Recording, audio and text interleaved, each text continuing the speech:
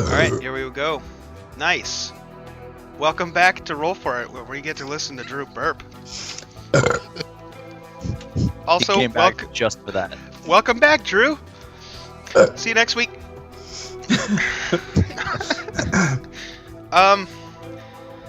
Yeah, so if you didn't notice, we're back to our host of 5 players. It's crazy.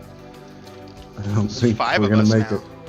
Oh, we might not. It could all end horribly, you know? Like you never really know. So when last we met our heroes, our motley crew of adventuring band of brothers like crazy people. In what way, if any way, are we like the Band of Brothers?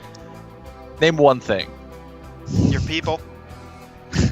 We're dudes. We're not. I'm literally a Dragonborn. There's 5 of you. Sorry. All right, Stop it's doing fine. that thing. It's fine. It's fine. We'll cut that out of the VOD. No, we won't. Yeah. So basically, our group was in the town of Last Drink, where they have discovered that something is making children disappear, and they've taken it upon themselves to try and figure out where the children went. And upon investigating a house, and after a man came screaming to the guard's outpost, saying that his son was missing, they went to go investigate, and they found out that the son, the boy, his name was Clay, was staying at his friend's house. His friend's name is Joshua, or Josh. And they went to go investigate, and they went to Josh's house and talked to him and his parents, and tried to figure out what was going on with them. And yeah, basically they didn't get a whole lot of information aside from the fact that whatever it was broke through the window, or maybe it's a broken window, they don't know, might have just said too much. Anyway, and that there was slight depressions in the grass outside of the house. And upon getting their limited answers from the people therein, they decided that they were going to continue looking elsewhere. So we'll pick up with you guys back on the streets of Last Drink, having just left the house of Josh and his parents.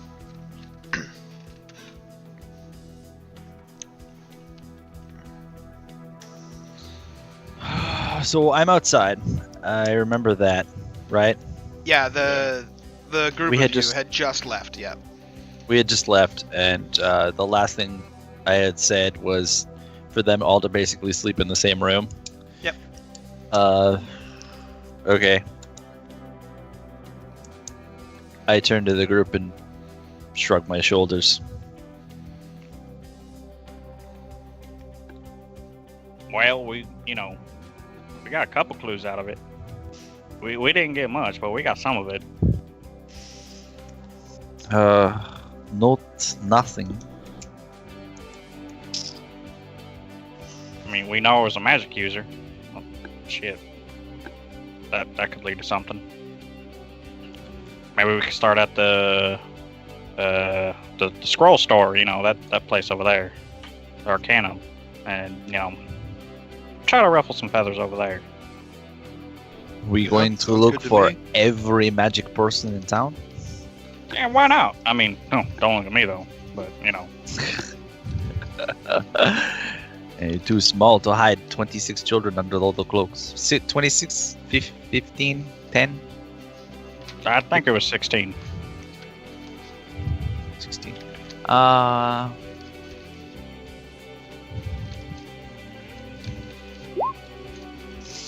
23, 10, whatever. There's kids missing. That's all we know, and we need to get them all back. Scrolls? Scrolls? Scroll place? Apothecary? Okay, so you guys are going to head to the Arcanum? Is that Yeah, correct? y'all want to get over there and try to see what's going on, see if that guy knows anything. Okay, so as you guys are heading towards the Arcanum, which is across town, currently you guys are in the residential district, you'd have to cross town. You cross over a couple of streets on your way, and I need everybody to roll perception.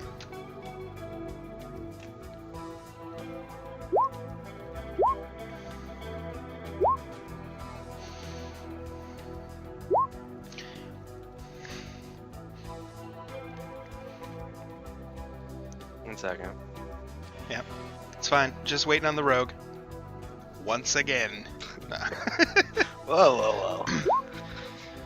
Okay, it's a pretty low DC, but even that being said, 2 of you failed. Okay, so I keep wanting to call you Jonesy. I'm sorry. Bali and Ginkgo, you guys notice that as you guys are walking down the street, you guys are kind of keeping your eyes out, looking to see if there's anything weird going on.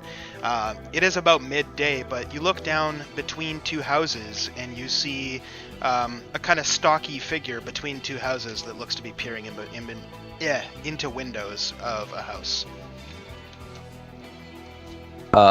I grab whoever's around me and stop dead. That's all.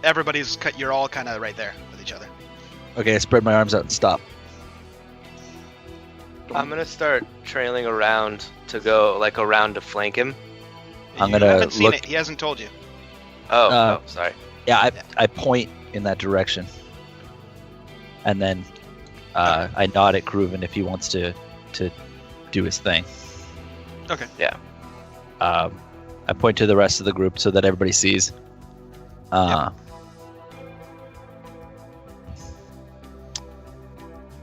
look over at Ginkgo and Obrock, and I'm kind of like, jump him. I'm gonna go walk up and tap him on the shoulder. Okay. If it's a narrow enough frame between the buildings, I kind of want to post up at the end of it. Okay. Between the 2 buildings, it's about 5 feet. I can block 5 feet. The front lawn tends to merge into the back lawn. The fences separating the houses. Okay, so who's walking up and touching him? That's Ginkgo? Okay, so Ginkgo, as you get closer, you see, standing in front of you, is a half-orc individual wearing plain brown vestments over top of a set of scale mail. He also has a small necklace with a symbol around his neck, the symbol being a balanced scales resting on a warhammer. Like I said, he's a half-orc. He's looking a little shifty, but you touch him on the shoulder, and Karn, somebody's tapping you on the shoulder. Who are you? Well, hey there, friend. My name's Ginkgo Stoneclaw, King of the Bears. What you doing here? King of Bear? King of all the bears. I'm not worthy. I'm not worthy. I'm sorry. Garnot, no. Garnot, Stand no. Stand up. Holy shit! What doth King of Bears want with Karn? Well, what are you doing here? Have you been stealing the children from the town, eh?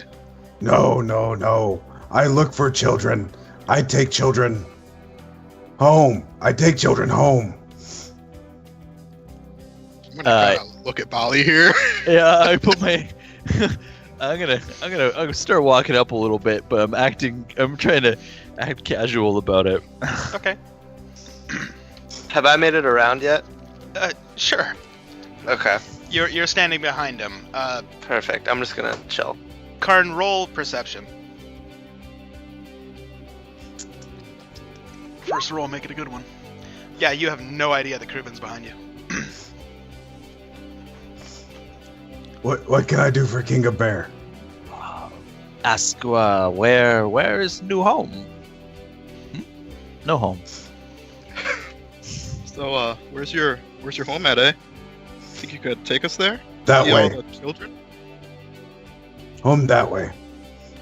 Kids all home with you? No. Me find children.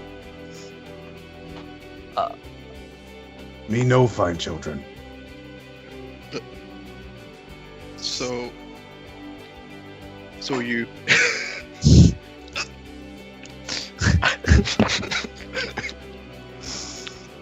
You know where children?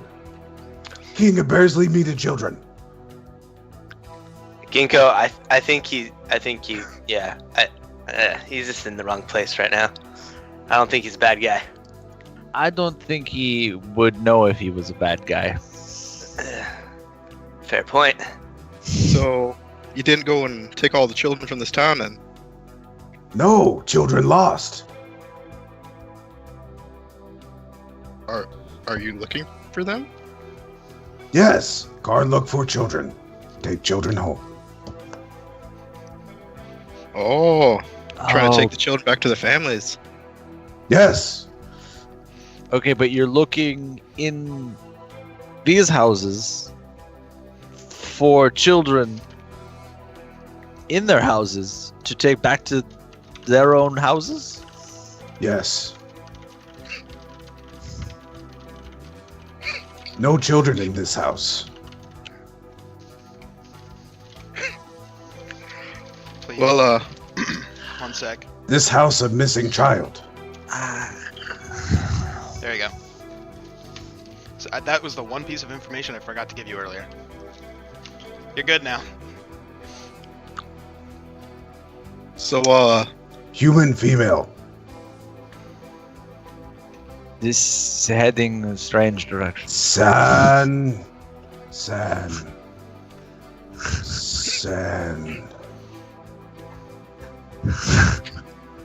I like him. we're looking for the children too, eh? You wanna come help us look? Absolutely. Yes. I'd like to size him up and see what he's got on him, like weapons wise, and see if I should be turning my back on him at any point. Yeah, me Okay. too. Can I? You don't need a perception roll for that. Okay. Basically, what you guys can see by looking at him. Excuse me. As I bring up his character sheet, is that he is wearing, like I said, those plain brown vestments over top of a set of scale mail. He has that necklace adorning him. He also, attached to his hip, has a mace with a medium-sized shield strapped to his back. I'd like to roll an insight check on him just to see if all of that grunting was believable, I guess. Sure. I believed it. 100%. All right. Cool. I would like to roll on that necklace and see if I recognize the symbol. Okay, roll religion. Karn legit. You've never seen it. I'm gonna poke him right there and go, "What's that?" It's the symbol of my god. Everyone's god. Your god, the god. God of Tyr. I raise my eyebrows and look at everybody else. Anyone have a problem with that? I'm not religious. I'm still out on the street. Okay. I'm going back to Flapjack. I'm gonna put my arm over top of him and kind of like, as we walk out of the alleyway, just kind of bring him along with us. You are going to help us find the children. Karn find children. Yeah. And Take children home. Yeah. And then, if you're a good person, then it's good. You come follow Karn us. good. Karn It's all good. good. Yeah. 'Cause Karn if good. You're not good. I'll eat you. You prove yourself. You can live with us at our keep.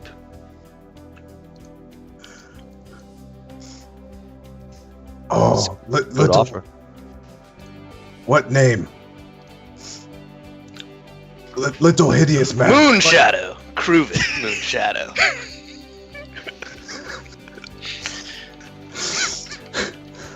Oh, Moonshadow. I have heard of this. You are a powerful warrior.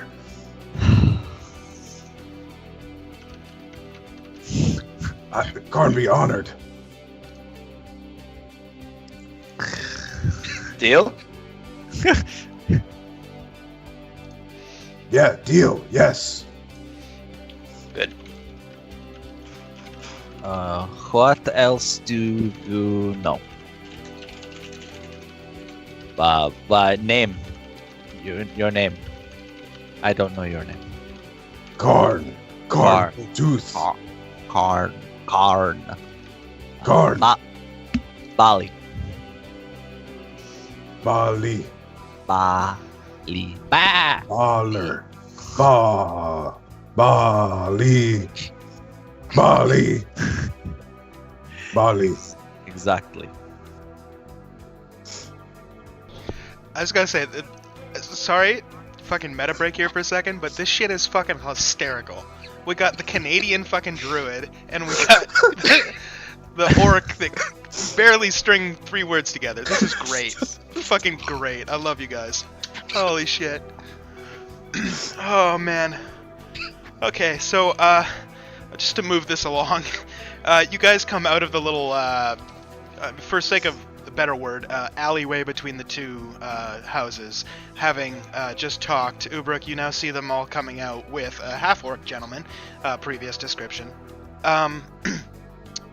And we'll take this opportunity.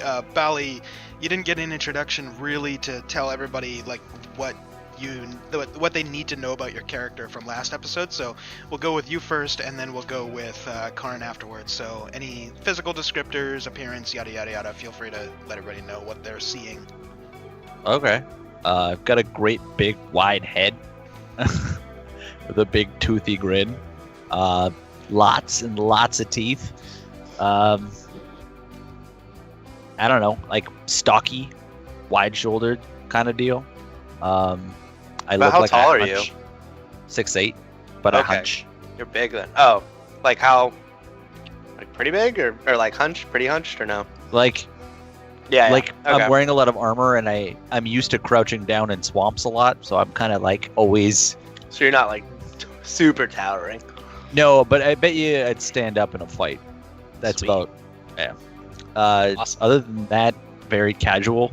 Try to not be imposing because Dragonborn are often seen as outsiders, much like Tieflings are. So he tries to kind of be casual and blend in while looking like a pariah at the same time. Got no sigils, just black and green.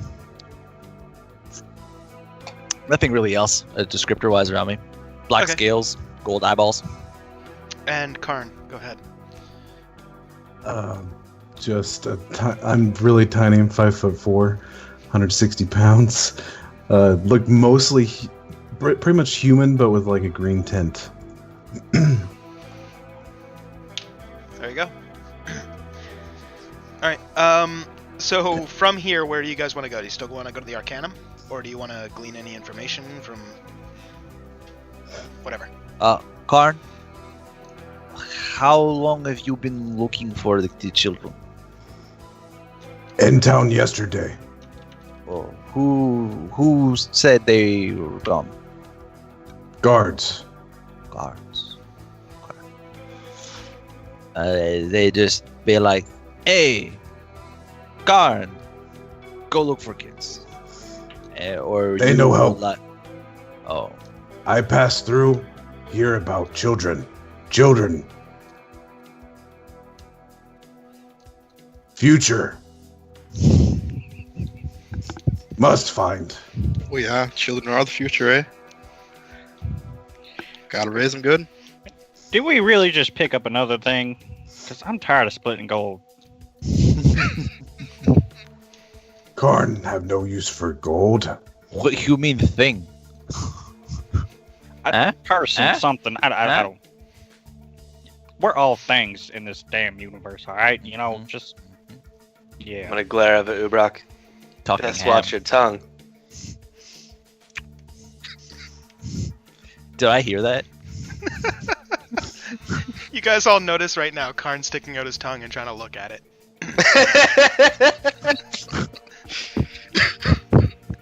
Pretty sure that's not what he meant. Yes, what was yes, your name? Bali, One more time? you did hear it. I was gonna be distracted by Karn. Okay.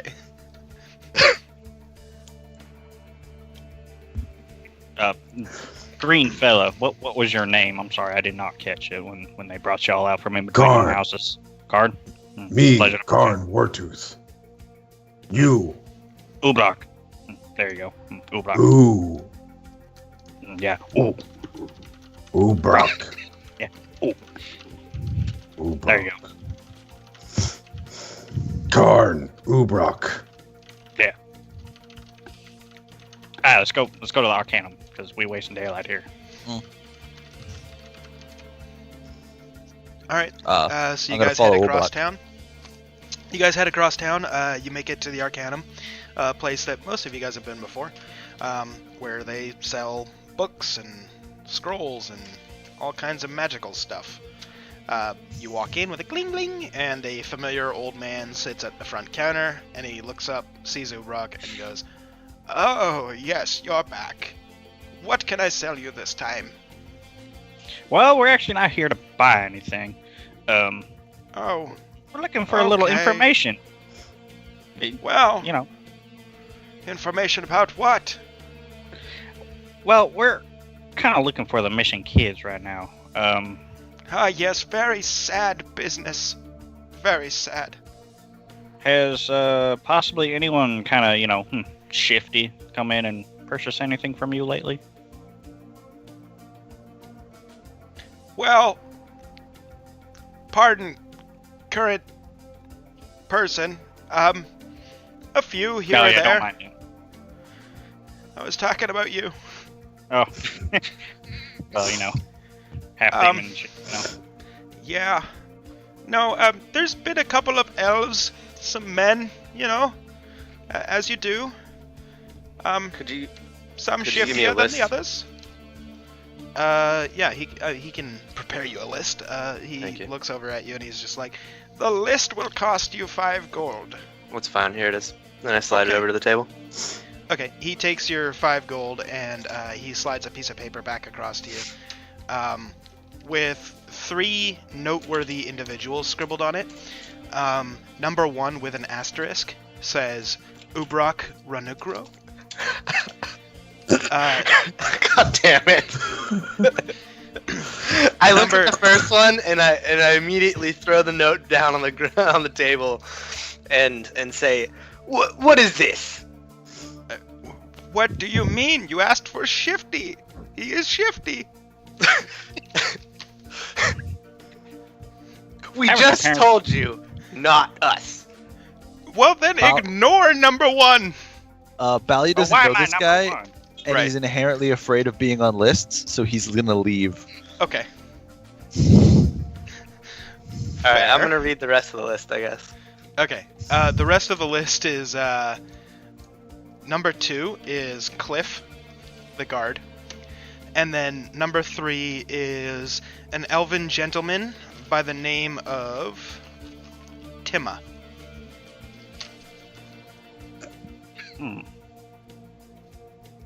Can I glance over and kind of see that list? Try to read I'll it. show it to you. Okay. There you go. Okay. There you go. God damn it, I'm always number 1 on fucking lists like this. God damn it. That's what you get Well- for rolling a tiefling. Sorry. Well, we know Cliff is kind of a drunk, so he's kind of off the list. Well, I mean, he's still on the list, but he's off our list. What's that last? I can't pronounce that last name. What's that say? Is it Timma? Timma. Timma. Oh, we go try to track this guy down. This fella. What do you know about this man? Dang. Number 3. He only ever comes in at night. When was the last time you saw him? Oh, it must have been 4 nights ago. What did he buy? Well, he bought some candles, some parchment, a couple vellum, a tinderbox. He asked me to commission 3 lengths of chain, about 10 feet long. I'm gonna look around to my party mates. I think that's it's good enough for me. Check him out. Yeah, definitely. Like I said, that name kind of cute. I want to see what he looked like. Thank you, sir. No problem. Your money's always welcome here. I'm just gonna start walking up. Thank you, sir. Anybody else got any more business in the Arcanum, or are you all leaving? I've been hanging out outside. You guys come outside. What to on find- this paper? What on this paper? Are you asking the old man or your party mates? The old man. The old man looks at you and goes, I just told you. That on this paper? Yes. Okay.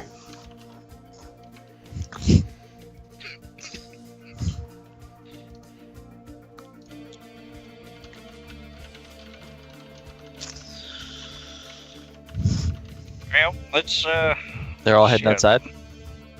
So you guys all I'll- step outside to find Bali standing outside. thanks for keeping watch, Molly. Who's sketchy? Tame? Tame. Where's Or- Tame? Time? Whatever. I don't know. Timma, Timma. We have. get a names. notepad, write the shit down. God. Wouldn't help the terrible pronunciations. Yeah, the drinking doesn't help.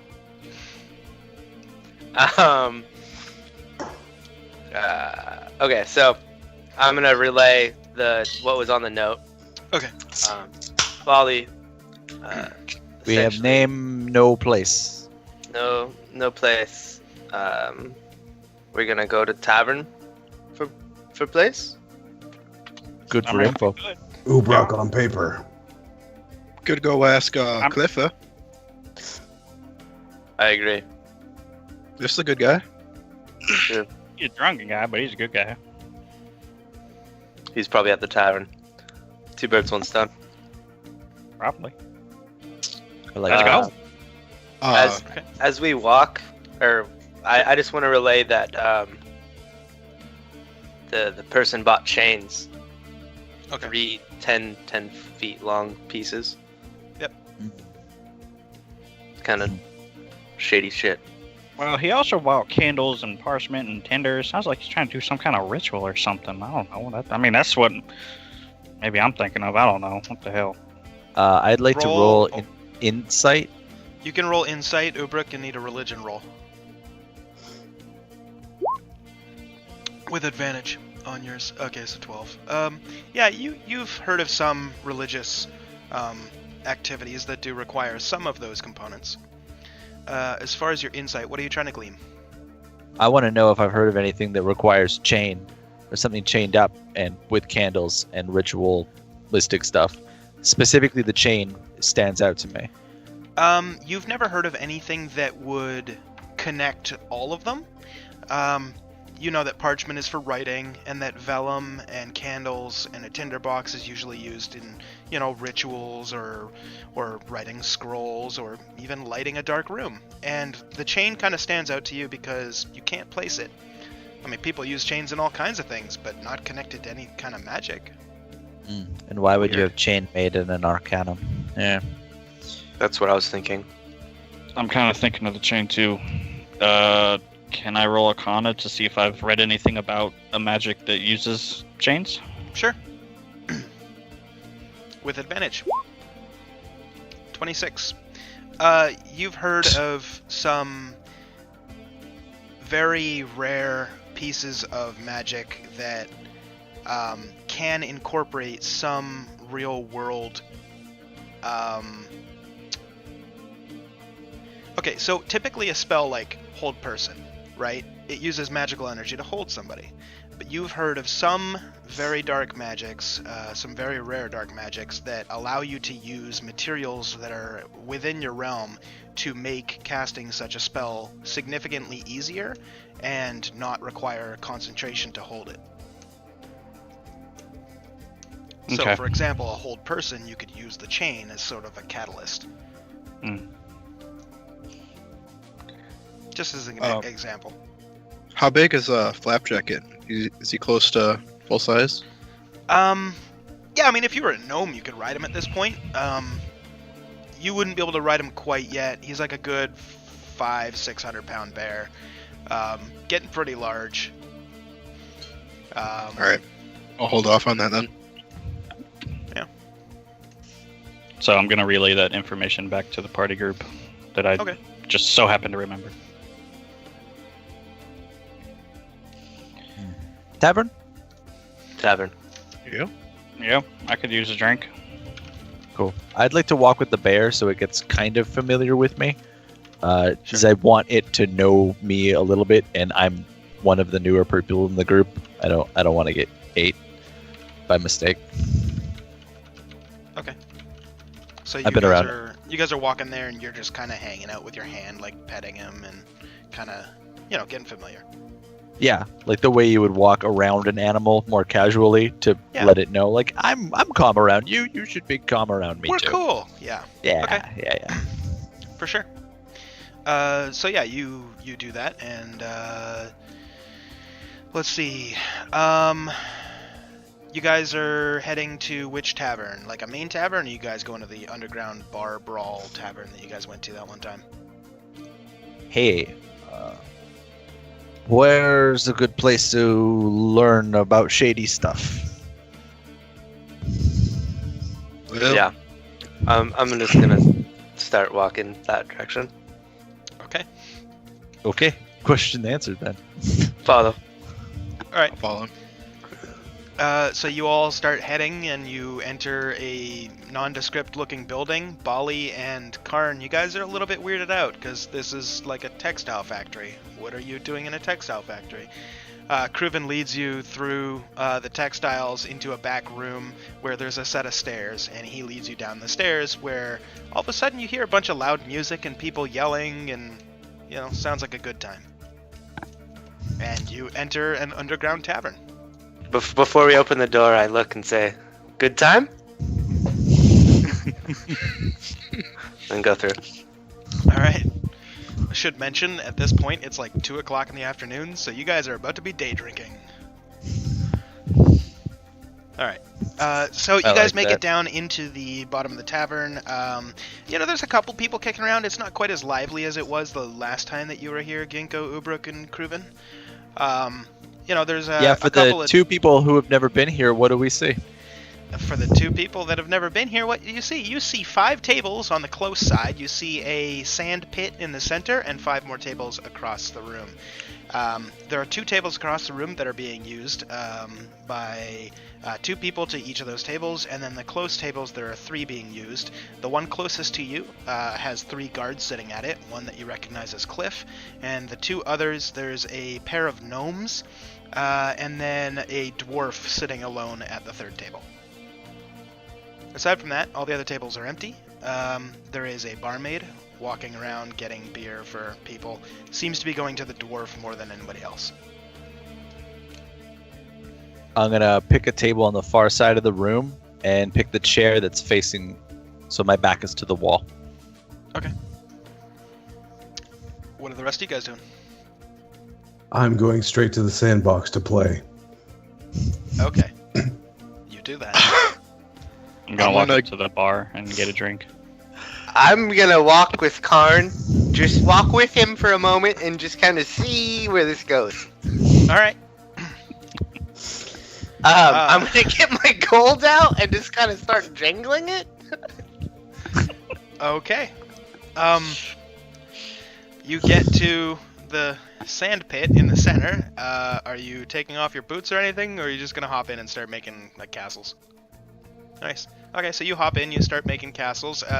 Kruven is jingling his coin pouch. The barmaid looks over and goes, "No, there's no fights today. That's tomorrow." What's he doing? Is he making a castle? He's a little special. Okay. Would you like some popsicle sticks for the drawbridge? Yes. He would like that. Okay. She disappears for a minute, comes back with 8 popsicle sticks. Which, in this world, would be very small planks of wood. Anyway, the rest of you all sit down at your appropriate tables if you're sitting down, otherwise you're standing around. Kruven's still standing in the middle with Karn, who's having a great time in the sandbox. The barmaid comes over to you, Bali, and anybody else is sitting at the table, and she goes, "Hey, what are you having?" I'm gonna have beer. I'll just Yeah. nod. We got beer. So Speak. They come in points. 3, 4. Stop me when I- I'm getting warm. I literally only I look down and I have 3 fingers. So I'm like, Okay. She turns around, gets 4 drinks, comes back, sets 3 in front of you and 1 in front of Ubrik. I'm Thank you, gonna ma'am. push 1 over to Ginkgo. I'm not there. Oh, is he not there? I'll put Apparently. 1 in front of the empty chair, and I'll keep 2 in front of me. Okay. I was gonna go talk to Cliff. Yeah, okay, you want to talk to Cliff? So you walk over, you see the 3 guards. 1 is Cliff. There are 2 other guards sitting at the table. Upon noticing that you walk over, he leans over and he's like, "Ah, Ginkgo! My friend, long time no see." Hey, buddy. Been heard about this sketchy fellow named Tima that's been wandering around your town. Yes, we've had reports of him being a little sketchy. Never found him doing anything untoward, but, strange fellow. Strange. Moved into town about a month ago. Keeps to himself mostly. You think you could show me where Tima lives?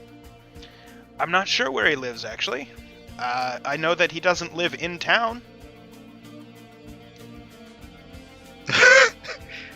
Do you think anyone here knows, or anyone in town might have associated with this Tima?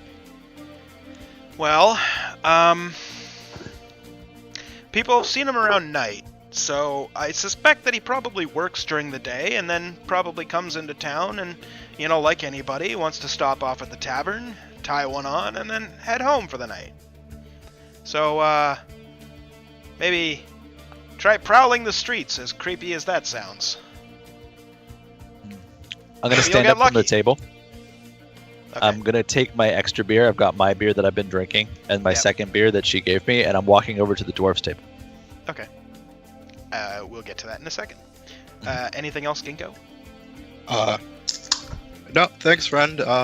We'll go try that out. All right. I'll go.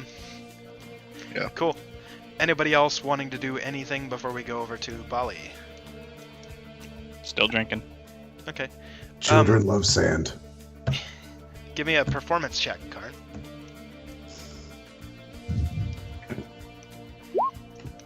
Your sandcastle's looking majestic. As fuck. It's pretty cool. You got like these cool little steeples on it and everything. Your drawbridge works. It's crazy. You might need some beer to make a moat, but you're so far so good. If we ever need Um, bait, I'm gonna go get a couple drinks Okay. while that's So you- happening. You walk over to the barmaid, you get some drinks. We'll go back to Bali, who is approaching the dwarf. I do that thing where you lock eyes with somebody and nod to the chair, and I kind of hold the beer out. He nods. I put the beer in front of him, He takes and I it sit up down. and downs it in one big swig. Okay. How drunk is he? Like pretty drunk? Ah! You know the way to a dwarf's heart. Well done. What can I get you, friend? Who is stealing the children? I don't know. I just got into town. In fact, I didn't know there was children missing. This Sad. is awkward. I'm new town as well. New. Ah, good. New friends. Ah. 2 more. You From- look over your shoulder, and the barmaid's walking over with 2 more jugs of ale. Sets one down in front of you, one in front of him. High Peak Big Rock. Ah, no, I'm from the south. What news from the south? It's cold. It's very cold. Well, and there's the raiders that are... Well, you don't want to hear about that. When the barmaid puts down the 2 beers, I put another beer in front of him. He's taking both of them? Yeah. Alright. He downs one immediately and starts sipping at the second one. I go like this. Ah, you didn't even want one? Oh, what a great friend you are. Raiders? Yeah, there's caravans that are being sent up, from... So, you know how there's a desert east of Last Drink, and then the road south goes through, and yet there's like that whole trading convoy? Well, somewhere in the desert, people are getting lost, and, dying because of raiders. And, yeah, so, like, southeast area, lots of people are going missing. We suspect Okay. raiders. And, yeah, trade convoys are getting all messed up, basically. And then I came here to drink. Okay. Alright.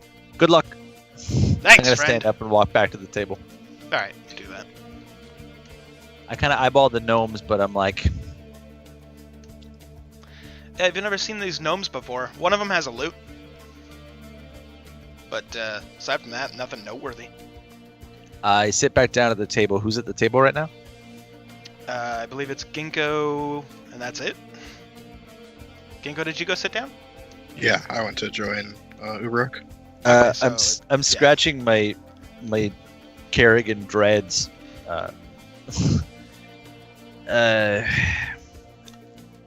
I cannot talk to gnomes. Is one of those gnomes Jonesy's old musician? Yes. Is awkward for me to talk to gnomes. I have eaten one.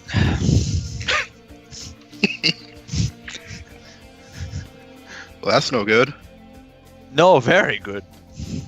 Well, I know one of I know one of the gnomes. As I would not interrogate pig or cow. You know? But do you speak with animals? Yeah?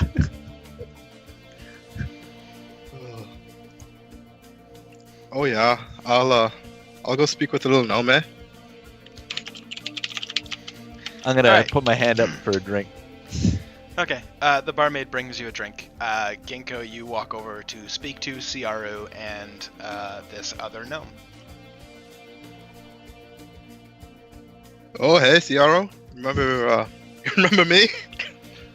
Huh. Your accent's changed, but yes. You're that guy that, didn't you try to heal Jonesy when he was in the one-on-one fighting pit, and you almost got in trouble? You turned yourself into a rodent. Yeah. Oh yeah, that was me. So anyway, we're looking for all these missing children, eh? Do you have any knowledge of that? Oh, the only thing I know is what I put in that song. It's been a little bit. Give you the lyrics. It's the only thing I know. Oh yeah, be much appreciated. Alright, let me send you the lyrics. Hold on.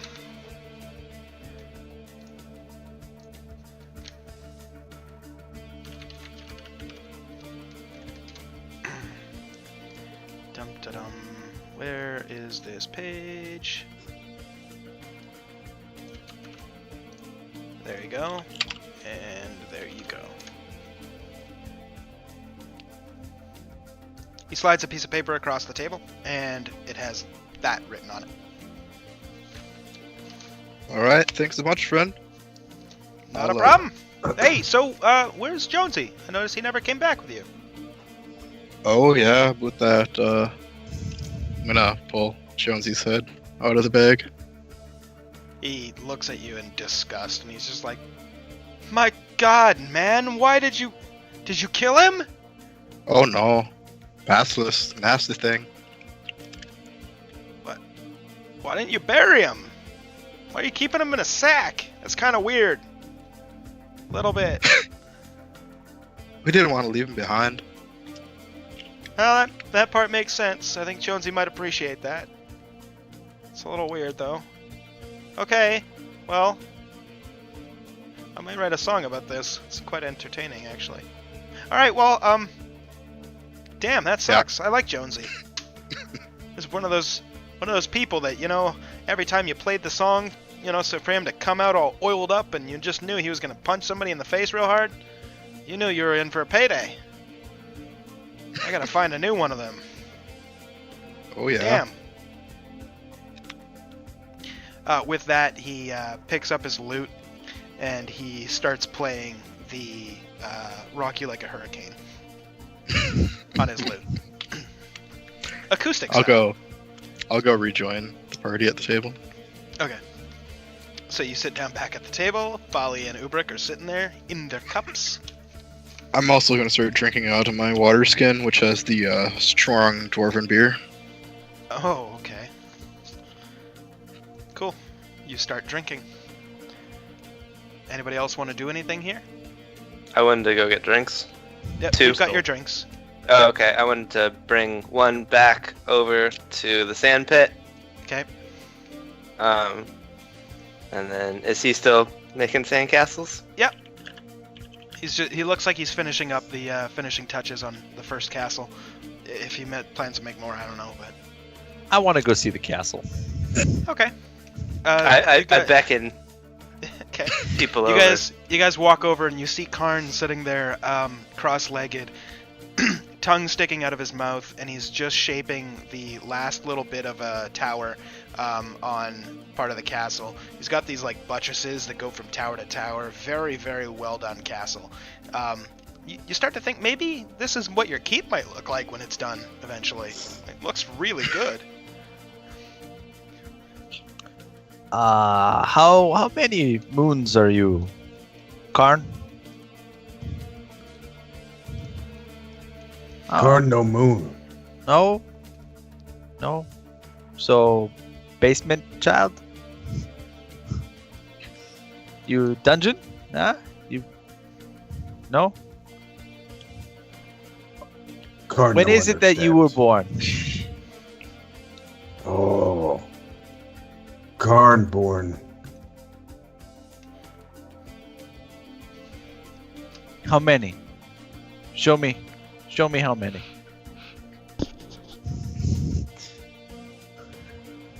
More than hands. Good enough. Toes. I'm gonna hand him my second drink. Good enough. Okay. Karn abster. Abster. Karn no drink. Karn drink only wine. Okay. I can put my entire Stein's worth in my mouth. And then switch to my next one. Okay. Kruven, do you still want to give Karn your beer? No? Okay. I'm baffled at the Gotcha. So I'm a gape at that. All right. 16 summer. Karn 16 summer.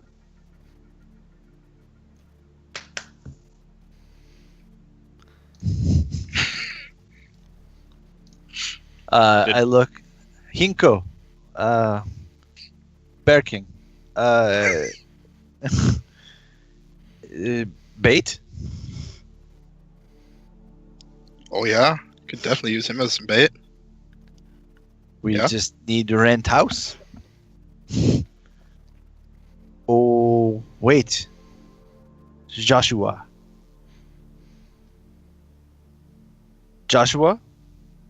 Basement. And Karn? Bedspread. Us. Closet. Knives. I'm nodding happily, and I pull out my knives. What Eh? do to Karn? No, Karn. Dreams of sheep and scales and God. Sheep dreams. Karn dream sheep. What do you think, Ham? I pat Obrock on the back. I'm still sitting at the table. What do you think, Ham? Yeah, Green child as bait? Huh? I didn't hear a word you said. I was in my beer. I realize I'm getting loose with my tongue because I've been drinking and I shouldn't be shouting our plan across the bar. Yep. So I'm gonna hush up. Okay, you do that. I'm gonna gesture for him to come over. I'm gonna walk over. Okay. You are now with the group. I'm gonna lean over. Hinko, what do you learn from cops? Oh, not much. That Timmy fellow doesn't quite live in town. They say they don't know quite where he lives. Better break. Is that how we talk? Because I'm worried. I'm worried too. This entire time I've been like, oh god, is that me? No, you guys. I'm so don't. self-conscious. Like, Middle Canada definitely does. Oh, I Eastern just told him to Canada. say A at the end of every sentence. I say A more often say- than you guys probably think. Yeah, so do I. I get called It on says- it a lot though. You throw it out as a question. Go Yeah. for beers, eh? Like, Yeah. your sister's selling that couch, eh? Or Yeah. it's sorry. Anyways, It's fine. It's fine. We're good. Just getting super self-conscious every time Zach talks, which I'm is like, fine. oh, It's fine. shit. Do we I talk? love it. I love it. Awesome. As I know I'm not doing Eastern European, and my accent keeps changing, but.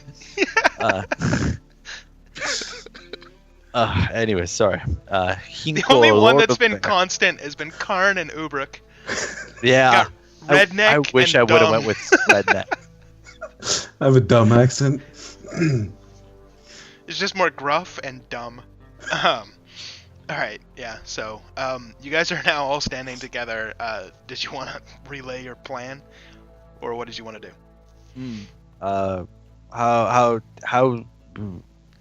How could we find Timmy?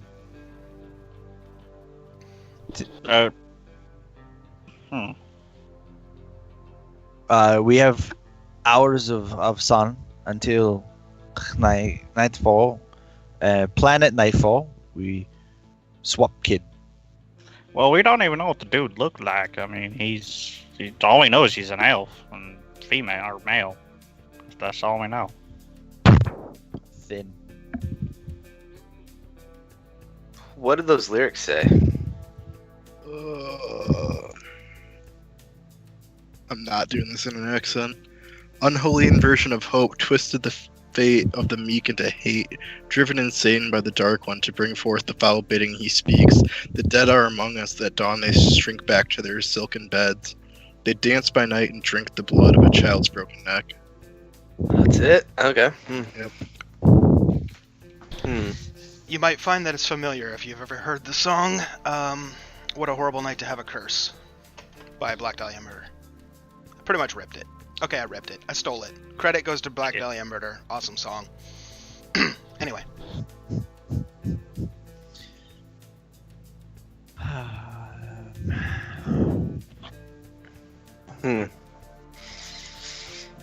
So that really doesn't help us at all. Well, I mean, We should ask Rockman, Rockman? Cliff. How many vulnerable children left in town? Can I see Cliff? He wasn't that far away, right? Yeah, no, you guys are on the close side towards Cliff from the sandpit, because Oh. you didn't, like, basically the way... I'm just tables gonna yell, between "Hey, Cliff! The, yeah. Can you come here for a second? We wanted to chat."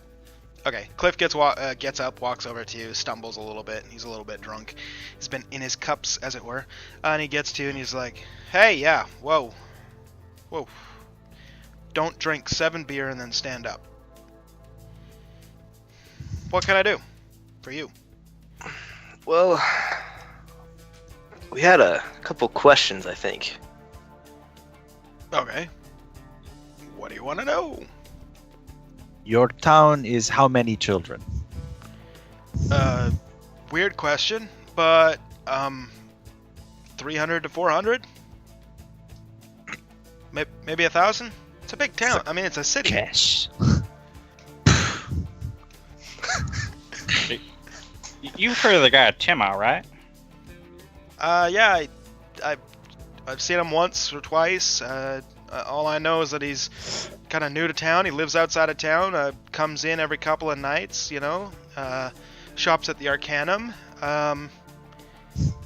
Goes to a tavern, has a drink, goes home.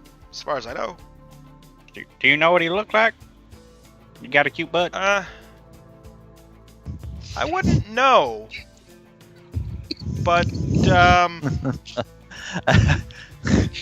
he wears a dark black cloak.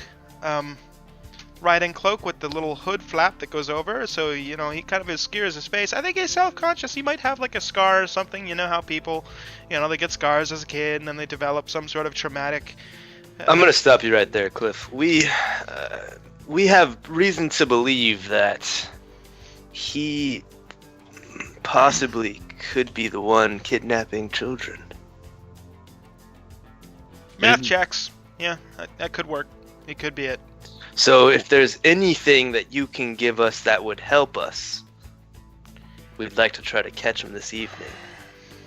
Well, when did the children start going missing? 15 days ago. So And it's when did plausible. Emma come in? A month ago, he told us that prior. About a month, yeah. So it's plausible to say that he would be the one. Well, I mean, it's a city, right? Like, lots of people move in and out at all times. I mean, it's very coincidental. I don't have enough to go knock on his door. I mean, if he had a door, I couldn't just knock on it and be like, hey, we're going to arrest you because you moved to town and now children are missing. Who would know where he lives? I don't Would know. there be anyone? I don't know if he even has any friends. Could ask around. Maybe visit the tavern that he goes to. What's the tavern that he goes to? It's called the Thirsty Crane. It's the closest one to the residential district. Y'all want to go have another drink? I stand up. All right. Okay. Thank you very much, Cliff, and we'll be seeing you again shortly. As Sounds we're good, walking away, I'm gonna put my arm over Obrock, and then point to his butt, and I go like this. Yeah, that's a good butt right there.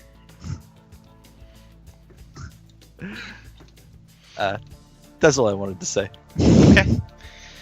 You guys make your way up the steps outside of the textile factory, and you are now on the main streets. You notice that time? You guys were drinking quite a while. It's now almost sundown. I would put it 6:30, maybe 7 o'clock, just for your real world kind of time clock. The sun's starting to come down a little bit. It's hiding behind a couple of buildings. The residential district from here is due southeast. It's not too far. The Thirsty Crane, which you got directions to post that little conversation, is just a couple of miles down the road. Like 2. Should probably hustle then. Yeah. I'm So you going guys- to hustle then. Okay, so you guys all walk down and you end up outside of the tavern called the Thirsty Crane. The building is a sturdy wood building. You can see through the windows. There's a couple people kicking around and they're, all having a good time. You see an elven man in a black cloak walking towards the front door from where you're standing on the outside. You can see it, he's just leaving. And you hear the door open, you hear the clatter from inside of people in their cups and cheering and general noise of a ruckus.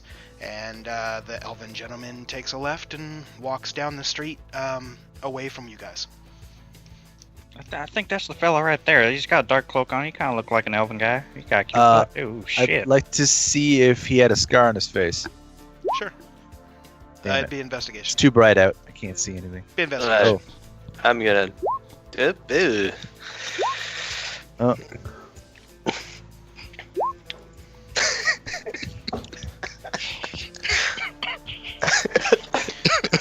The dirt's Brooke? more enticing to look at, apparently. Obrook, do you want to I look can't. with advantage? I can't stop staring at the butt. Okay. It's a nice butt. Aye. Aside from that, you guys don't get any other information. You guys How went into fast is he the walking? Casual pace, not very quickly.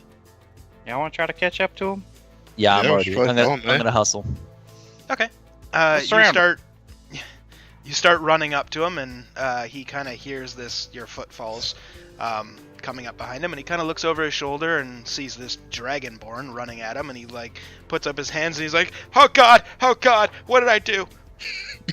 I have gonna no idea. I'm take going to the his- tavern. Upward Like, hands, and I'm gonna put my hand on each one of them and like pull them up a little bit, so that I got a good look at his face. What's his face look like? Sorry, what was that? I got distracted by a message. I grab one of his upward hands. Yep. And I'm gonna pull him up a little bit. And I'm gonna take a So look at he's his like, face. Yeah, what you can see is he's not actually elven, he's half elven. You can see he does have a little bit of point to his ears, but his eyes aren't quite the same shape as an elf. Easy, mistake to make when you're, dealing with the light differences, and you guys were No about scars? 10, 15 feet away. Not a scar on his face. Random inspection. Move along. What was his name? Okay. Wait, was Cruven following me? Yes. Sure. I'm gonna grab him at the back of his cloak. You grab him by the back of his cloak. He's like, ah! What now? What now? Please, please, please don't hurt me. Please don't hurt me. Please don't hurt me. What? What do they call you? Mostly, hey you. But I do have a name. You want my name? What name did your mother give you? Karen. My name is Karen. Okay. Good job. Not the woman Karen. It's spelled differently. In Elven, never mind. You guys wouldn't get it anyways. This is why everybody bullied me. And he starts to walk away. Well, now I feel bad. That's all right. That's my fault. I got distracted by the cute bud. I'm gonna turn and go back towards the tavern. Okay. You walk back towards the tavern. Previous description. You're at the tavern. I'd like to look left to right in the room, looking for anybody that is of elven descent with a scar. Okay. Roll investigation. I'm gonna do the same. Okay. Woo! All right. Bali, you walked in from the darkness, kind of. It's kind of twilight, not twilight. Jesus Christ. Post dinner, sun's coming down, and then the lights are really bright. So you're like, oh, whoa, hey, sparkles. No dark vision. And Ham, what do you see? Ubruk is looking around. He sees a guy on the far right of the tavern, closest to the window, but way in the corner. Does it match the description that we know of? Yes, to a T. To a T. I think that's our fellow over there. Why don't we go have a sit-down chat with him? Polly, why don't you stand behind him, make sure you don't try to run or anything. I like that idea. Where is he I'm positioned? gonna. He's got his back into the corner of the building, so That's fine. Never mind. I'm drawing you a picture real quick. You said he's by a window, yeah? He already Yep. cornered himself. I'm gonna head around the side of the building with Flapjack by the Alright. window. So that's the door, that's a window, he's right in the corner right there. I'm gonna walk over to him with Polly. Okay, I'm Flapjack, gonna. window, yeah. I can't get behind him then. Is what you're saying? No, he's got his back right up against the corner. Okay, I'm gonna put him between me and the window. Okay. I'm gonna go on the other So side of wait, him. you're still on the. Gotcha. Me? Yeah, Him. you're on Okay. his right side. Yeah, got it.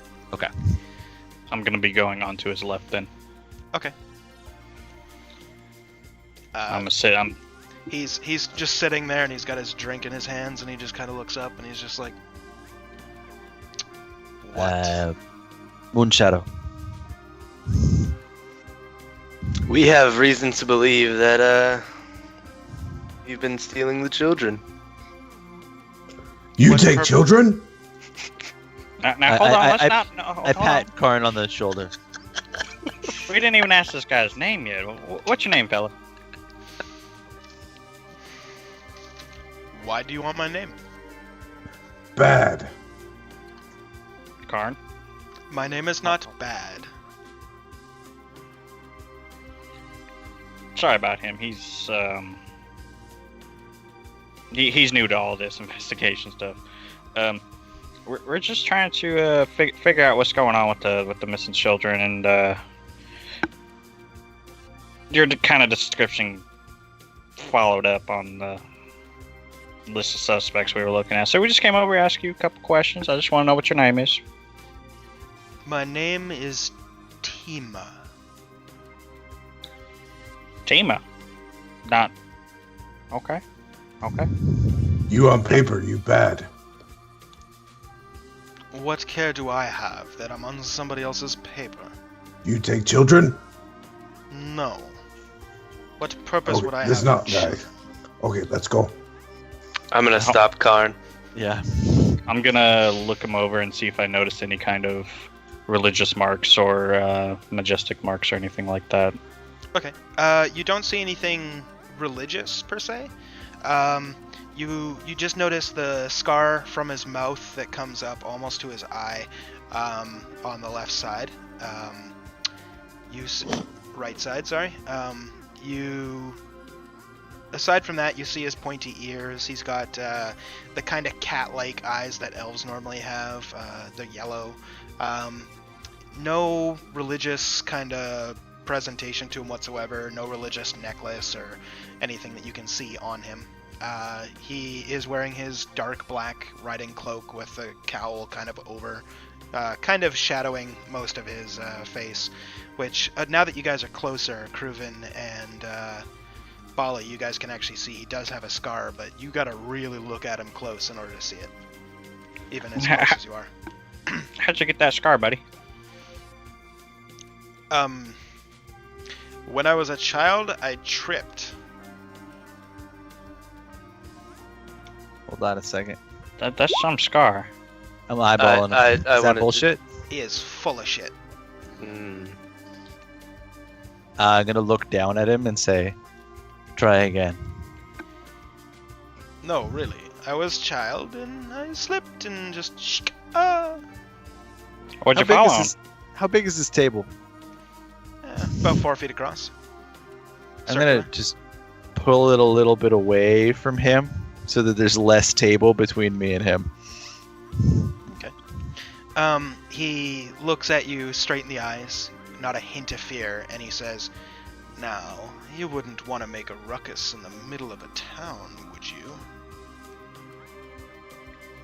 I smile so with defensive. all 72 of my teeth. Karn believe in truth. Yes, well, Karn, is it? I'm gonna shit. cast Zone of Truth. Oh on shit! him. Oh shit! Alright, you create a magical zone that guards against deception. A 15-foot radius sphere centered on a point, your choice, within range. What's your point of choice? On the man. Alright. The Weird affected elf. creature is aware of the spell and can thus avoid answering questions which it would normally respond with. Okay. He looks at you and he's just like, Karn it was. If Karn. truth is what you want, truth is what you will get. Ask me your questions, nothing to hide. Jane. You take kids.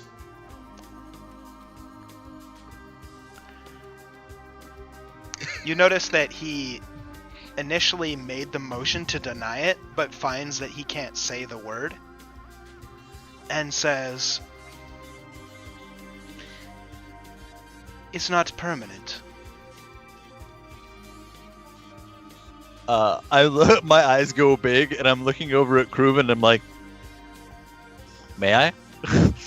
I'm gonna pull out my my bone dagger and just stand there and then nod my approval. Sweet. I'm gonna draw my longsword and just smash him with it, flat side. Okay, hold on. So as you draw your longsword, everything else in the tavern stops. The barkeep's like, hey, take your personal squabbles outside. I don't want to clean up the blood. Out. All right. We'll go outside. Bali, And you don't mind? fight on the lawn. Do you have a either. child? No. Do you care for anyone that does? No. Not unless you got coin. Then you come here, you buy drinks. How much coin to slaughter him in your tavern? You can't pay me enough. Take the fight outside, or I'll call the guards. You want to try me? You want to try me? I looked Also, over to my. keep in mind, you are in that 15-foot radius. You can't lie, so... You and guards tight, yeah? Yeah. I'm a tavern owner. I'm close No, with all not the you. I'm guards. talking to Kruven. Oh. Pretty tight. Cool. Yeah, I'm gonna put my longsword back in, nod to the bartender, and try to pick this guy up and throw him through the window. Okay. Give a Damn. strength check. Take it outside. Give a wet check, Strength. save or a check. Just a check. D20 add strength modifier. 23. Okay. So let me just double check I get the numbers on this correct. Ginkgo is still outside, right? Yep, he's right outside the window. Nice. So Ginkgo sees us all going down. Sorry, one sec.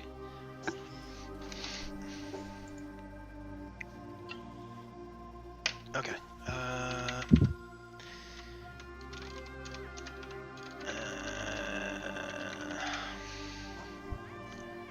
That's not the right one. That's the right one.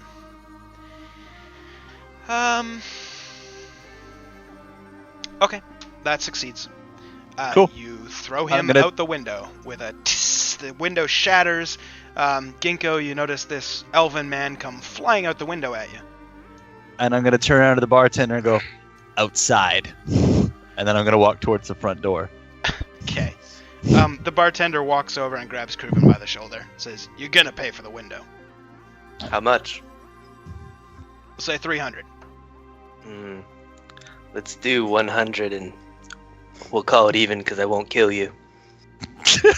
Now hold on. Hold on. I have to remind you, you are still within that 15-yard radius of the truth cone. You cannot. That's why bluff he's right being now. so honest. I'm just making sure that you know that. Okay. Because yeah, I know. That's why I'm gonna be so murderous right now. Okay, fair enough. Gotcha. Okay, so the bartender Otherwise looks. I'd be candy ass in it. Bartender's like, okay, 200. I never saw you. Done. Kids threw rocks at my windows. Hand over the gold. All right. All right. You pay him for the gold. He slams down a stein on the bar, and he goes, "All right, everybody, one round of drinks for free." Nothing happened. A rock came in through the window. It shattered. Good. And you see everybody's like, yeah, okay, and they all start Thank you, drinking. Tavern Keep. We'll Yeah. I'm gonna be walk taking outside. our business outside. Thank you. You meet outside where Bali and Ginkgo and Ubruk and Karn are standing outside with the fallen elven man by the name of Tima. And we will pick this up right after our break. Our union mandated break where we have to take 5 or 10 minutes to piss. We'll be back with you shortly.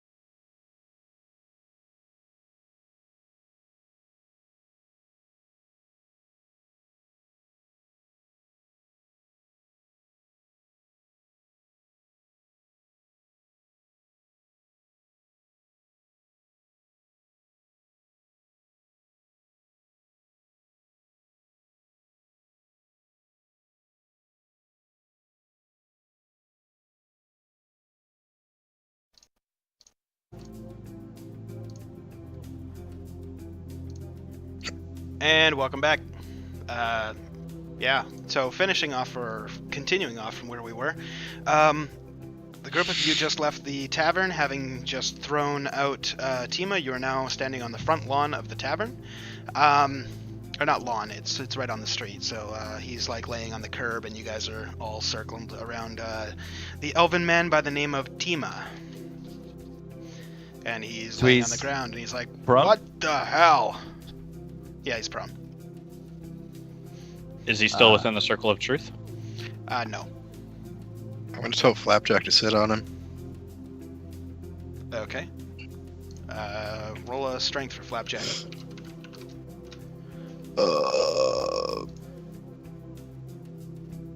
I don't. What should I roll? Just 20. D20 plus 2.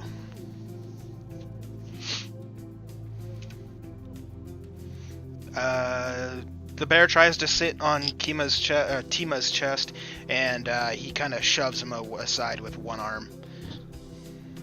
Can I put my foot on his chest? You can try. Roll a strength check. Oh, he's strong, fella. Fuck. He's all squirmy. He bats your leg away as well, and then he stands up and kind of brushes himself off, and he's just like, now, that's not very civilized. I'm gonna smile and put my hands down at my sides and take a real deep breath. Okay. Then just wait.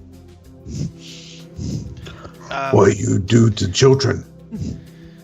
He looks back at your question, and having seen Bali take in a really deep breath, and he's just like, I don't think I'll be staying. Thank you for getting me out of my bar tab.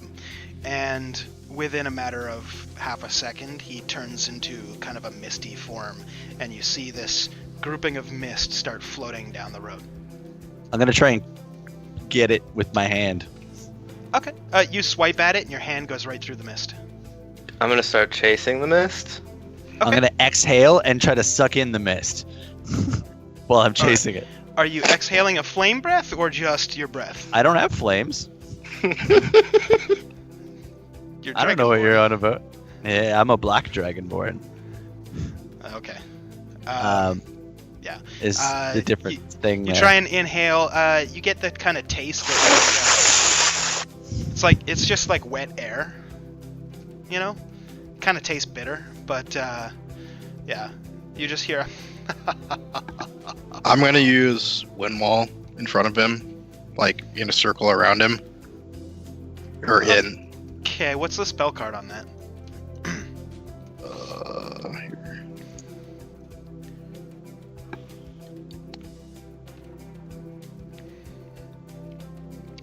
Okay, so you're placing it all the way around him? Yep. Okay. You notice the mist kind of stops, and it's now completely encircled by your wind wall. And the mist turns around it's mist, right? You can faintly see kind of a misty kind of figure there, but it's kind of like a disembodied head in the mist.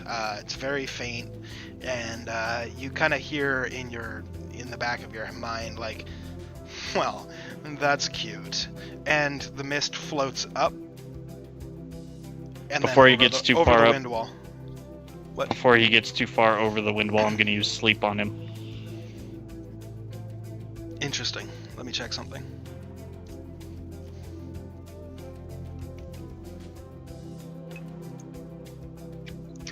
Nothing happens. And the mist continues floating upwards. Gets over the wind wall and continues floating down the road. Kruven, you are giving chase. Yeah, I'm following Kruven, following the mist. Yeah, Okay. I'm just gonna Yep. follow it Okay. and make sure the teammates can hear me and see me and shit. Are you all pursuing? Mhm. Yep. Okay, so you guys are all pursuing this weird form in the mist as it travels west throughout the town, gets to the end of the residential district, and floats past the guards outpost. 2 guards stand there and like, whoa, whoa, whoa, whoa, what's the rush, gentlemen? What guards are there? You've never seen No. them before? You've never come through this gate? I'm gonna just yell, "That's the kidnapper!" They turn around and they're like, What are you looking at? Mist. Apparition. Okay, we don't need crazy people in our town. Please leave. Okay, goodbye. I'm just gonna fall. Okay. You all run outside of the town. You're running for another 10 minutes or so, and you come across a lake, and the mist figure seems to stop right in front of the lake. There's a kind of pile of logs that have fallen over to the right side. Looks like maybe a beaver dam has started to... Nice roll. Checking this shit. Beavers have started to like take the broken down tree and build a dam over on the right side of the lake. So he stops at the front there. There's a dock nearby, and he rematerializes back into an elven form, and he turns around and goes, "There, now that there's no prying eyes, shall we dance?" I'm pulling out my crossbow. I'm looking around to see what my like element are around me, and I just want to see what my like fighting area is. Carno dance. It's a very wide open area. There's some trees to your right, about 40, 50 feet away. Can I see a house or anything? No. The Okay. closest thing kind of to a structure is kind of like a little bit of a shed, about 30, 40 feet to your left. Presumably a maintenance shed for some sort of boat or something that you don't see in the lake. Can I see some chains? No. Okay. I'll give you a little bit more info because you nailed your perception roll. So, to the right where you see the fallen tree, there seems to be an unnatural pile of branches and leaves. Okay. Cool. Okay. Cool. So, yeah, go ahead. Can I do something? What do you want to do? Sure. This. Okay. So yeah, you're gonna shoot him with your crossbow. That is excellent. Everybody can roll initiative while I figure out if this hits or not. Wow. Coming back into it hot. Fucking guns a-blazing, bruh. Best of Karn last know year. what do. Karn understand what go on. So good. Add +1 to mine, Jay. Okay. Okay, so the crossbow does hit. Awesome. Now the initiative order. Let me just get the Oh, wait. initiative here. Why did it? D20 plus 3, because you critted on the second die, so it's just a 12. Gotcha. Cool. So, initiative order is that everybody? Yeah, okay. Wow, initiative rolls are real low. So, Kruven will be first.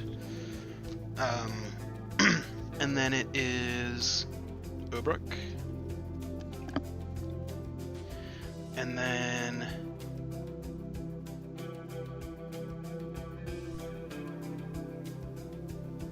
wow.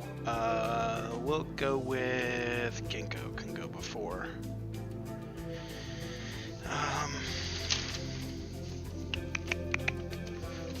Okay, Ginkgo, and then Tima, and then... Oh, sorry. No, it's not Ginkgo, then Tima. First it's Bali, then Ginkgo, then Tima, and then lastly Karn. Okay, you shoot him, and it does damage. So you notice that the crossbow bolt that you fire out comes and hits him right in the shoulder, and he just looks at it and snaps it off and goes, "If only such a thing could hurt me."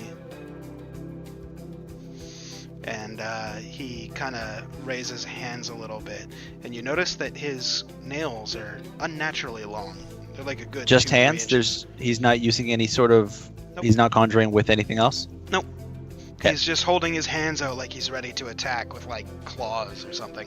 And you notice that his nails are all about 2 inches long. Kruven, your So are turn mine. first. You're a dragonborn. He's an elf. It's a little different. Cruven's turn first. What are you doing, sir? I'm laughing at them both sizing each other up. Fuck. I'll say, to set it up, the relation to where you guys all are, he is about 10 feet away from the dock, and you guys are all within 10 feet of him, because you all kind of ran up, and then he turned into an elf, and you're all standing there. Combat started. Okay. Alright. Yeah, I'm just gonna go up and give him the old 1-2. Okay. So... Dagger in my main hand, and then short sword. Okay. Go ahead and roll your attacks.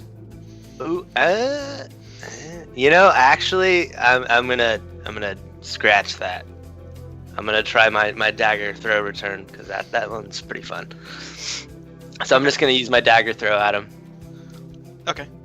Go ahead And then roll I'm your- about 10 feet away. You said? Yep. About 10 feet. Okay. So dagger throw. Hits. Cool. There's the damage for that. And then I'd like to use my bonus action to like try to grab some sand and like throw it up at him in his eyes. Dale Gribble. It'll be dirt, not sand. Okay. Clumps Okay. and shit, bro. So, improvised weapon roll. Let's just do it a d20. It still hits him. Cool. And then I'm going to Well, I didn't have to move. You're good. I'm still gonna disengage back 5, so I'll be back 15 feet or whatever total. Okay. Cool. Ubruk. Let's see. I'm going to use Mind Spike on him. Okay, have at it.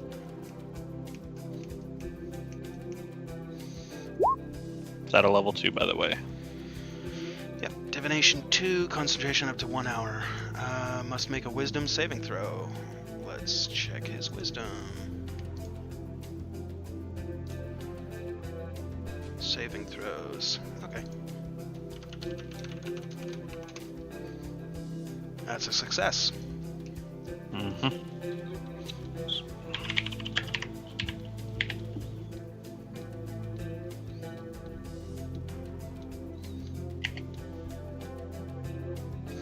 So he takes half, right? Yep, so 9 damage. 9. Damn, that was a good one, too. Cool. Any bonus action or movement?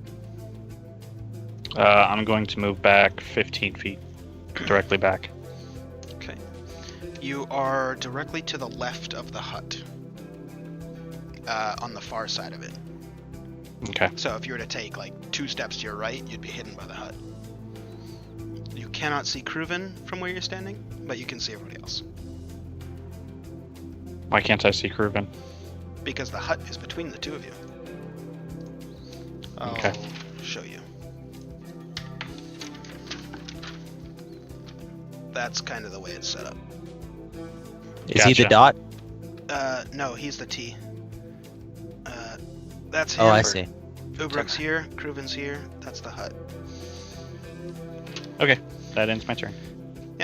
Okay, Bali, you are up. Sweet. I'm gonna get my longsword out and take a swing at him. That same swing I wanted to do in the bar. I remembered it. Nice.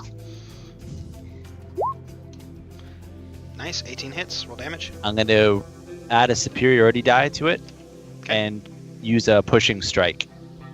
Okay.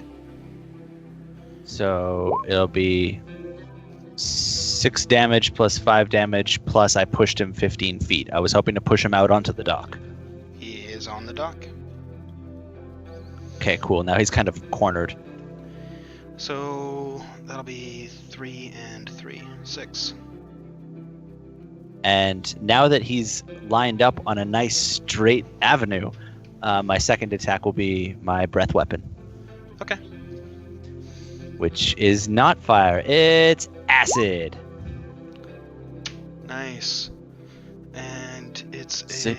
DC He makes- 13. What's his dex? Oh, his dex is really good. He takes half damage if he gets it. Still fails. He still fails. Full damage. So he takes 11. And that's acid, eh? Yeah, All that 11. dog's gonna be work for wear. Yep. You notice as you breathe out all the acid onto him, the wood on the dock starts to bubble a little bit. Any- I'm gonna Bonus action or movement? step slightly aside. I know that he was by the docks and they were all kind of lined up in front of him. I just don't want to be in the path of anyone's shots if they're Okay. aiming at him on the docks. Just move back like 5 feet or something? Yeah. Okay. I'll put you there. Cool. You are good. Ginkgo. I'm gonna move to my right about 10 feet or so I have a straight line at him. Okay, without getting anybody else. Got it. And lightning bolt. Okay, So he needs another dex save. 1 second.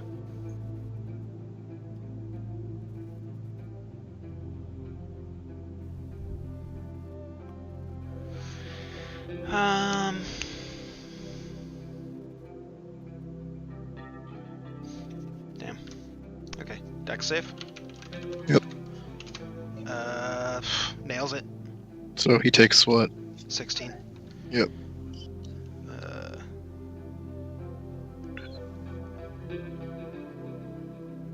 Nice.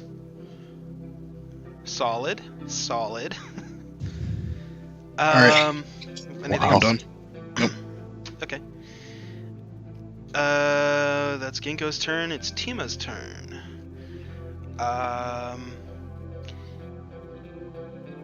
Okay. You notice that despite having acid all over his body and just been hit with an electrical charge, he was like, ah! And then he seems to like kind of bring it together and he's like, ah, that's it. And then he's going to dash forward. Sorry, not dash. He's going to Misty Step as a bonus action right behind Kruven. And now he's going to attempt to bite you. Oh no. What's your AC? 16. He hits you.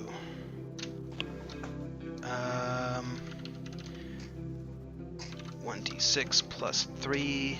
You take 5 points of piercing damage and 10 points of necrotic damage. Your hit point maximum is reduced by the amount equal to necrotic damage taken. So you have minus 10 to your maximum hit points. Okay, So- well, I'm gonna half the necrotic damage. Does that help? Yeah, it'll help. So Okay. minus 5 from your maximum hit points until you long rest. And yeah, he's also,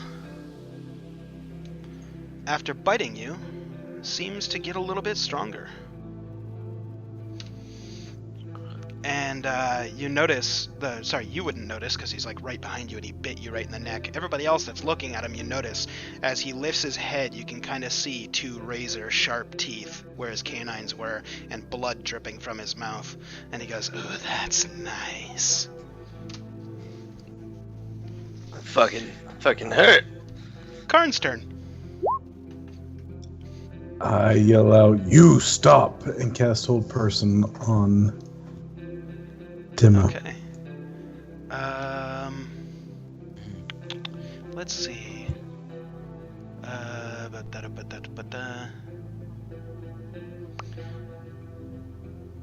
Wisdom saving throw on a humanoid. Is he humanoid? 1 sec. Think so. Does he have 2 arms and 2 legs and a head? Some things are considered aberrations. I'm wondering if undead are humanoids. Oh yeah. Yeah? I can vouch for that one. The answer is yes. Okay, so he's got to make a wisdom save. His wisdom save is a +3, so 11. He fails his wisdom save. He is paralyzed for the duration. How long is the duration? 1 minute? Let me check. Up to 1 minute, yeah. Okay. Is it concentration? Yeah. Okay. Cool. Any bonus action or movement for you? Nope, just hold them. Okay. Sweet. Kruven, you're up. You're Take muted, his apparently. eye. You're still muted. Oh, sorry. How's There he you go. being held? What do you mean? Oh, Like how- yeah, sorry, the hold person. So he had just bitten you, and he's like, yes. And he seems to have this, like, magical shimmer around him as he's standing there. He's like, what? Really? Really? All right. He's just standing right behind you like this. This is very tedious. Cool. With my extra action, With your bonus action? yeah, my bonus. I don't think that'll do anything actually. Okay, never mind. I'm just gonna just get both my weapons and just go straight for both eyes. Nice. Roll attacks with both your weapons. Oh God. Miss and miss. Even though he is held. You can't hit. Do I not get paralyzed. advantage when he's held? Nope, not unless No? it's specified, which Oh, it is not. horrible. He Okay. is just held. You just missed a point blank target. I don't know what to say. I'm gonna get the fuck out of there then. I'm gonna Okay. disengage 15 feet out and Um, go towards Bali. 1 sec. I wanna try to stay next to Bali. I'm trying to see if he can use his reaction while he's paralyzed. Disengage doesn't. Oh yeah, you're right. Because I didn't hit him technically. No, good news. Hold person makes it so he can't use his the thing he wants to use. Okay. So as Thanks, as Drew. I like, I'm glad you're here. me too. As I get over to Bali, Yep. I'm gonna like look up to him. I'm Try gonna to look stay. down at his neck holes. Ugh, it hurts. Try to stay within 5 feet of me, so I get sneak attacks. Ugh. Not meta at all. How far away from this guy am I now that he's Misty stepped back? Kruven was about 10 feet away from you, so 10 feet. Okay. And whose turn? Yeah, sorry, Ubrix. Meta break for a second. The rings that I have, can I use those as bonus actions, or do they have to be an actual action? Action only. Okay. Then I'm going to use my Ring of the Dead. Oh shit. Okay. I forgot to pull up the spell card for that. Hold on 1 second. Open up Ring of the Dead. That is not the right thing. I forgot to copy it. Please hold. Do you want me to send it to you? Yeah, if you can on Discord. Actually, I might have it. Yeah, I was about to say you should have it in your Discord still. I seem to have misplaced a piece of paper. Just send it. Okay. I will deal with that later. Alright. Okay, plain black ring, blah blah blah blah blah. Wow, really? Fuck you. I mean, I gave the ring to you, so it's kind of my fault, but fuck you. Okay, are you trying to do a Banshee's Wail, or are you trying to trap him? Banshee's Wail. Okay. Let's do his wisdom saving throw then. And it is a +3, so 1d20 plus 3, 22 against your spell DC. God damn, 15. Okay, so he gets a success. Go ahead and roll your damage. 1d12 plus 1d12 per 3 PC levels. So you're level 5, it'll be 2d12.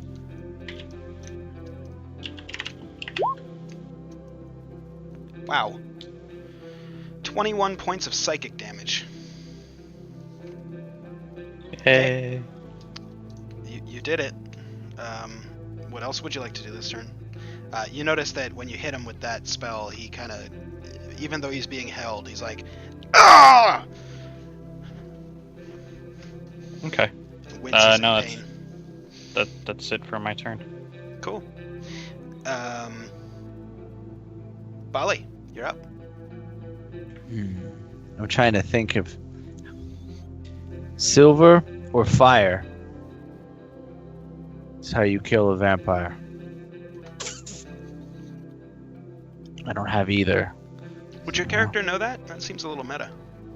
Oh, my character's been a fighter for his whole life. He knows how to kill all sorts of shit. So the only thing I'm really good at is killing shit. So I'm gonna try and line up my sword with his neckline. Okay. And be like, because he's paralyzed, I'm gonna use my movement action, but I'm gonna take my time because I got 30 feet. I'm gonna use it all on my 10 feet and kind of be like Happy Gilmore the shit out of that and try and get a good swing on his neck. Okay. Give an attack roll. Miss. I Just put like too much Happy pressure on Gilmore. myself.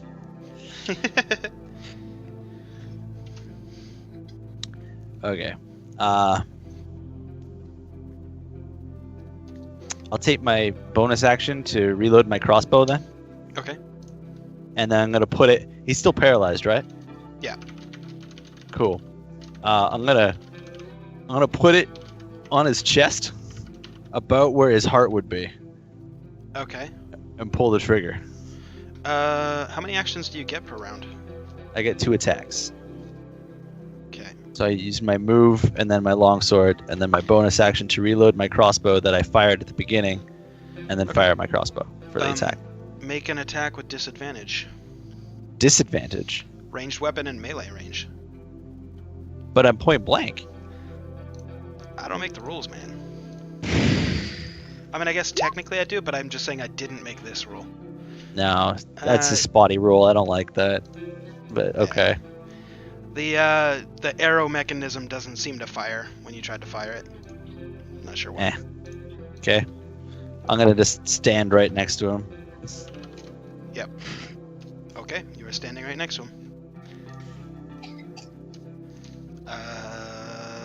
Ginkgo, your turn. I'm gonna use Moonbeam, so it's on the opposite side of Bali, but he's still in it. So he needs a con save. Okay. His con save is just a d20 plus his con. That's a success.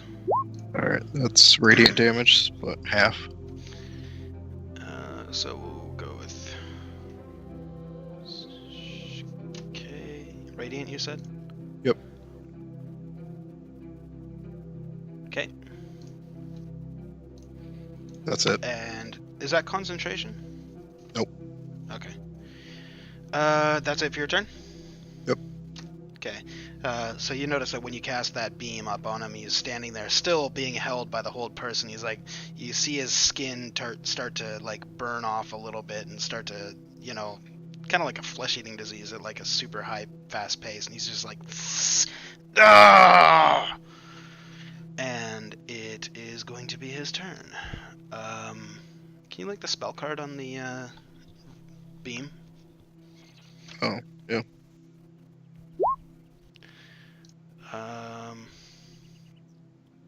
Okay. I wanted to make sure that it doesn't count as sunlight. Radiant energy, sure, but sunlight, no. Good. Yeah.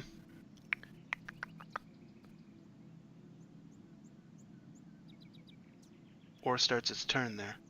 Okay. Constitution saving throw for him. He fails. Roll damage on that. Cool. He's now going to take his actions. He's going to attempt to break out of the hold person.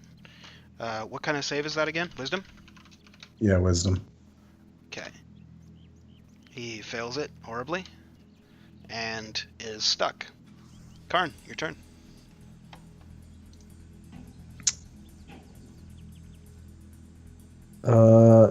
I'm gonna yell at him.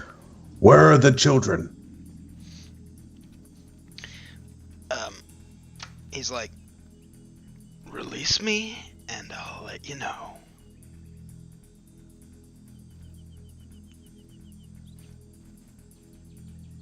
I'll cast Zone of Truth. Is Zone of Truth also concentration or no?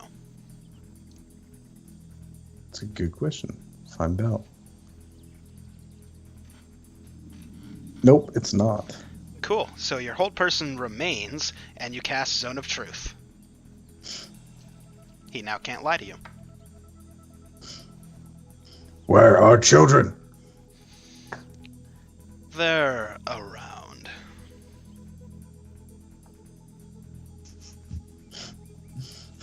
Are children that way? I'm sure there are.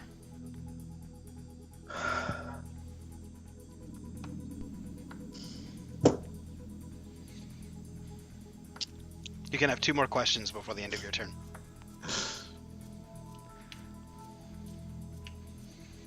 The children that you took.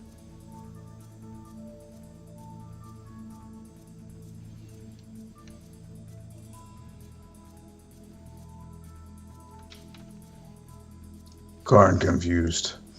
I'm gonna point towards the shed. Okay, you are pointing towards the shed. The children that you took in shed? No. And I didn't see the other stuff, so I don't No, know. you didn't. Yep. I appreciate that. 1 more question, and then it's Kruven's turn. I'm gonna point over to the unnatural pile of leaves. Karn, Kruven's pointing at some leaves and a couple of branches. Hey, Karn, I believe there's some unnatural pile of leaves over there. To you, it looks perfectly natural. You've seen a couple forests in your time. It's just leaves. The children that you took over there? Where Great Warrior Moonshadow Point? We were there for a time. It's your turn, Kruven. Shit. Okay, we moved back, or I moved back, right? You Okay. were Bally used to be. Cool. So I'm gonna go up to where Bali and everybody is now. They're all And still I'm gonna- arranged. You're just next to Bally. Oh, okay. Yeah. Cool. So yeah, I'm gonna go up to him and pull out my dagger and like place it on his throat. Okay. And then the what is that? Zone of Right. Truth or some shit? Is Zone that of Truth still is still on? on. Yep. Okay, cool. Lasts for like Um, 15 minutes or something stupid. Oh, good to know. Thank you. In any case, even if it's a minute, that's still another full round. So That's It's Yeah. 10 minutes. So 10 minutes. Wow. There you go. So it's gonna last 10 more rounds. okay. You put the bone dagger to his throat, and he is just like, well, I'd be scared if it wasn't hell. No, not even then.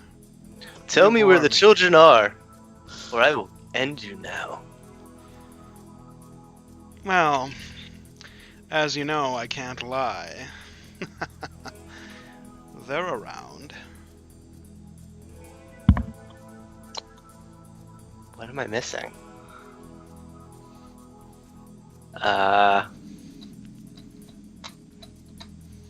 I think kids are dead. Let's kill him. Some kids are, not all. Where are the children that are still alive being held captive? In my lair. Well, my master's lair. Ah, fuck. Where does your master dwell? I'd point, but I can't. Stick out your fucking tongue.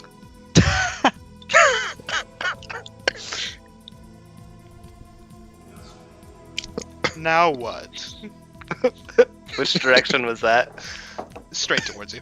He just pointed his tongue out at you. Ah. Ah. You can have one more question before it's Ubrek's turn. Yeah. Or action. Take your action. I'm just gonna grab my dagger and shove it into his toe Okay. or his foot. Roll an attack. Die. You hit. Roll damage. Nice. Let me check one thing. Okay. So you guys all notice, Kruven doesn't because he's just like, yeah, slams it down into his foot. The blade protrudes right through the middle of his foot, and the rest of you see his entire body shift back towards into a mist form, and then heads towards the pile of leaves and branches that Kruven had pointed out to you. Shit. You see, with the mist moving towards it, all the branches and leaves kind of kick up, and where there used to be a pile of leaves and branches is now a hatch. The hatch flies open, and the mist disappears down. He can't change his form until he leaves the spell's light, or the moonbeam light. Fuck your moonbeam! Hold on. Well played, sir. Well played. Second paragraph. Or third. Are you... Oh, the Motherfucker! Hold on. I gotta check a ruling on this. Not that... I mean, he's... I don't think you're rule sharking, but I do have to check something. One sec. What's your spell cost? Or called? Moonbeam? Moonbeam?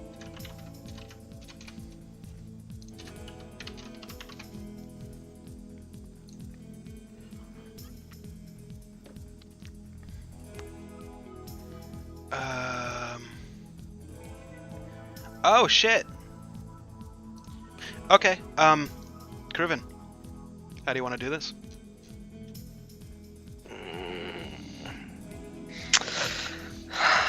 It's right in the toe, man. All right. I mean, so- I already did it, right? Kruven comes slamming down with his dagger right on the toe, and as he pulls the dagger up, the toe separates from his body, and still in the moonbeam, the elven gentleman standing in front of you goes, shit, You're not so formidable now. and shatters into a pile of ash and lands on the ground. And I'm just gonna strike my toes. I'm gonna retcon that whole bit about the mist form. After he shattered into a pile of ash, a big gust of wind happened and blew all the ash into the lake, and it also happened to blow a bunch of the leaves and branches out of the way, and there's a hatch. I'm gonna look at Kruven. The fuck did you do? I guess I severed his toe. Good move. And then Kruven puts on sunglasses. Deal with it. I'd already pointed to that. Yeah. Right? The pile of Oh, leaves is gone, there's a hatch there now. Fucking moonbeam, dude. Oh, yeah, well played. Slick move, yeah. Why don't we go investigate over here? I'm just One gonna more like combo. prance over. Hold on. Oh, okay. Any of you have silver? No silver coin, no silver. What is my crowbar and hammer made out of? Iron. No? Okay. So, only holy damage is Hinko King Bear. Yeah? I will What say, about, I what will about say Karn's though, got there, eh? try not to go too much on what you might think about vampires. They're not quite that. Your history, your character's history with vampires, may know that fire or sunlight does destroy them, but there are also other ways to destroy them, and your character does know that. So it's not Okay. just limited to those two ways. And silver, as far as your character knows, no effect. Oh, Does okay. does the same as steel or iron or any other kind of crude weapon. Never mind. Question redacted. All good. That's a 3.5 edition handover. It's not a thing in 5th. Gotcha. Okay. Hmm. My knowledge is old. Plan? Rescue children. Well, if we're coming up against the master vampire, I do have this, and I pull out my purple worm poison. You freshen his breath? With a little bit of death, perhaps. And I smile and put it back in my backpack. I laugh at the How, creep joke. how did your character, just by, like, was it synthesis or something, like, got part of my NPC's fucking accent? What the shit is that? Did anybody else catch that? Because I caught that, and I'm like, that's weird. I gotta call him on it. Sorry, go ahead. So... Go? I think we should probably rest first, eh? Don't want to fight a big guy Yeah. when we're all weakened. It's what? Lunch? It's currently Noonsies. nighttime. Oh, 11sies. If it was lunch, he wouldn't be outside. That's true. He would be dead. Well, he is dead, but he would have been. You know what I mean? He just poofed into absolutely nothing. Ash. Yeah. Is there anything I can roll to remember more about undead vampires types? Yeah, See your what they're character would know quite a bit. Roll history. Okay, what do you want to know? Do they have any immunities? Any effects that they take double damage on, or anything like that? Weaknesses? Would you like to know vampire or undead? Vampire. Because you asked for both. Okay. Vampires are resistant to necrotic, bludgeoning, piercing, slashing from non-magical weapons. They have no outright weaknesses, as far as you know.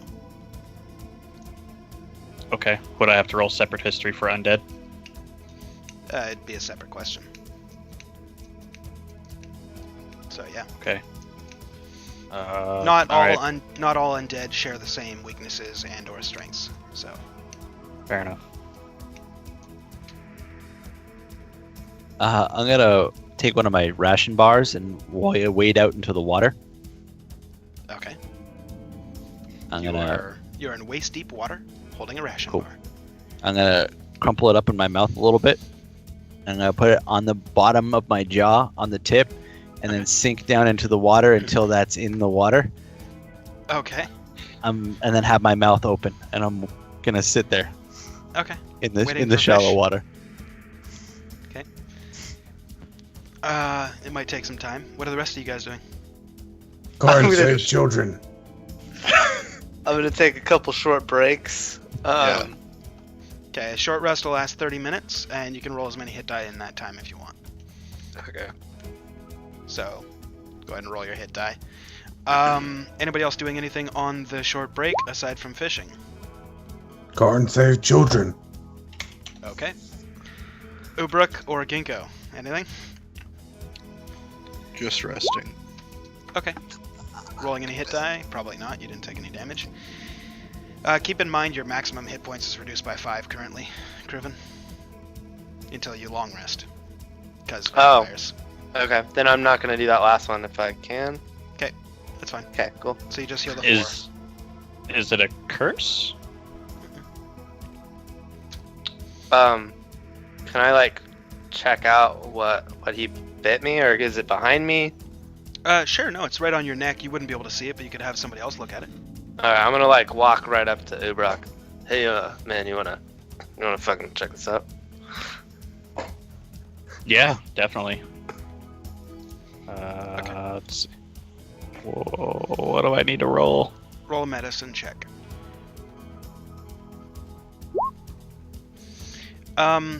You notice that the 2 little puncture wounds, obviously he had been bitten by a vampire, and that it'll heal on its own, or you could bury him and he'll become a vampire. Are you gonna tell me that part? That's up to Ubruk. Also, Ubruk, I forgot to tell you the part about the weaknesses. My bad, I didn't scroll down far enough. Vampires cannot enter a residence without an invitation for the occupants, and they are harmed by running water. And if a weapon made of wood is driven to the vampire's heart while the vampire is incapacitated in its resting place, the vampire is paralyzed until the stake is removed. And that they take radiant damage from sunlight. Okay. Does a crossbow bolt count as a stake? No. Fuck.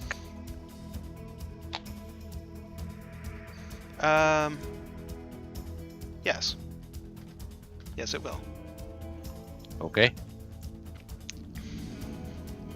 Well, Cruven, from what I see from your little bite marks you got going on right there, look like there's a couple options you can do. You can just let it heal, or we can bury it over there and you become one of them fly thingy misty things. Oh, really? Up One to you, man. shadow. Ha ha. Count one shadow. So just as you went to go speak, you noticed out of the corner of your eye, a fish was floating over, and just as you spoke, it floated away. Actually, can I try? Can I do a dex save to try and get that fish? Sure, but it'll be dex check, not save. Sorry, dex check.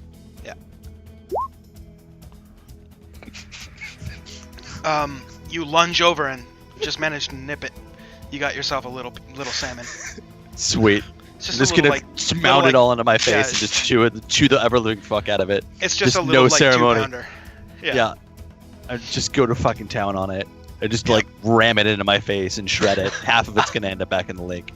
Well done. I'm losing my shit as he was making the joke and then caught the fish. That was good. Right.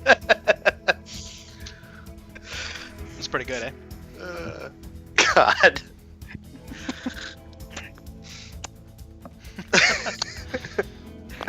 Well, Cruven, what you want to do? Let it heal? You want to be buried? I can't remember how long it take for you to transform it into one of them flying bat thingies. Well, I do think it would probably impede our teammates' progress here in our party. We Perhaps can both they'll be gnomes. Come back on another Distasteful? occasion. I wouldn't mind eating a gnome or two. Yeah, they're creepy little things. Mhm. So freaking short. What the hell? But, you know, I really wouldn't want to be bit by the lower bitch vampire. You know what I'm saying? You wanted to be bit by best bitch vampire? Hey, there you go. All right, well, we can let it heal if you want. I'm gonna walk. I'm assuming there's tree lines around the lake. Not really. Where you're at is kind of a clearing. The lake where you're kind of out, you're about 10 feet past the dock.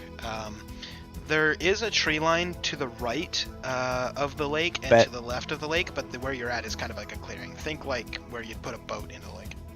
I got something way better. I'm gonna head over to the dock and look for one of the planks that got all fucked up when I breathed acid on it. Sure. And pull up a couple of them that are broken, and are sharp. You managed to grab 3 planks of wood. I'm gonna hand them out. Stakes. Yeah. I'm gonna grab mine and start to... Can I break it in half to have 2 small ones? Sure. Sure. Roll a dex check.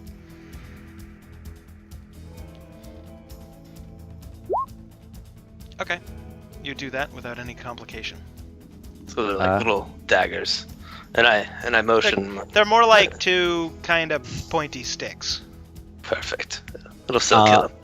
I'm gonna hand the other 2 to Ginkgo, and say hand out. I'll see what I can do about more. Okay. I'm gonna start fucking with the dock some more. I'm gonna hand one to Kern. Give me a generalized strength check.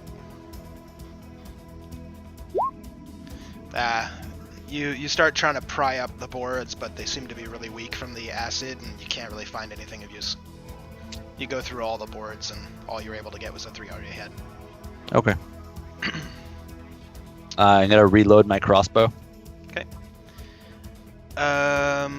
Yeah, you just fixed the little firing mechanism that had, for whatever reason, not worked. Ginkgo, what were you doing with the other stakes? I was gonna give one to Karn. Okay. And keep the other one. Karn, Ginkgo is handing you a piece of wood. No need stick. It's to stab the vampires with, buddy.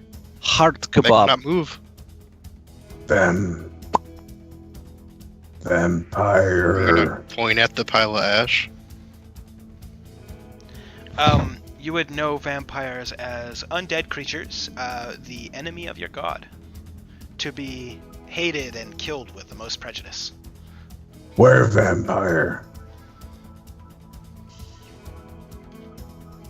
While that's going, I'm gonna grab another stick and Nobody's gonna answer his question. Wow, such No. rude party mates. I'm gonna grab an arrow and like wrap a stick around it with my string.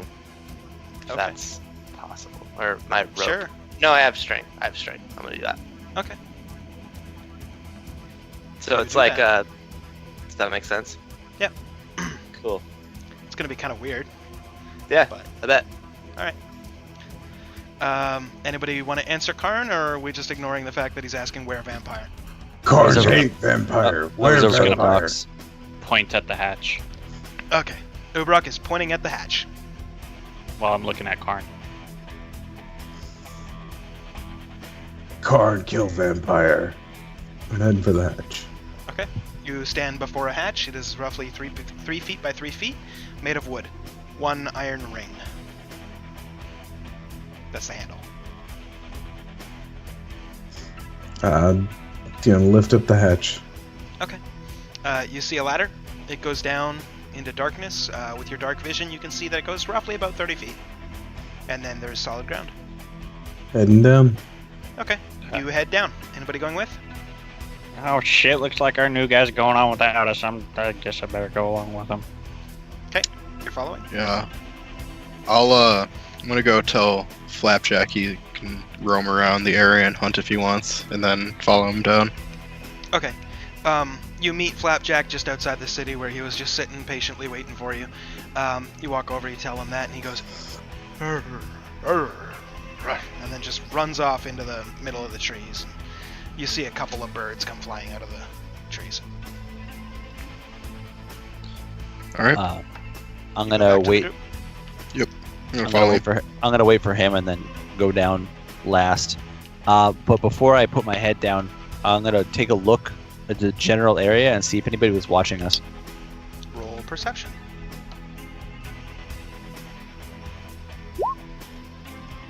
Dead as night. Yeah. What about time is it? About 9. I took a cue that he was kind of looking around, and I'm gonna look around since I have dark vision. Sure. Nope. Nothing. Hmm. So you guys I heading shrug. down? Alright. Okay, so you guys make your way down the ladder. You find yourself in a very cramped, especially for Bali, very, very cramped tunnel. It's only about 4.5 feet tall, about 2.5 feet wide. So you guys are kind of, making your way through there. For Karn, it's pretty comfortable. A little close, but you can make it through. The rest of you are kind of like, God, this sucks. Especially Bali.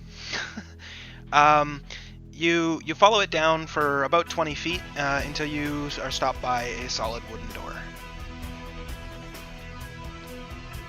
Molly, you think you can handle this door for us? Oh yeah. Whoa, hold on there. I'm gonna try to shimmy around this big motherfucker. I'm gonna check the door for locks. Okay. Go ahead and roll investigation. Oh god. It's either locked with a super awesome lock, or it's not locked at all. You don't know. Why don't you give it a go? I'm gonna press on it with my hands to get like a general depth of the door. Is this like is it solid all the way through, or is it Solid about 2 inches. 2 inches? Decently solid, not crazy. Okay, I'm gonna motion everybody to get behind me. Okay. Rest of you I'm get going behind to him? do that. All right. Mhm. Karn? Are you getting behind him? I'm gonna knock on the door with my mace. Okay. So you knock on the door.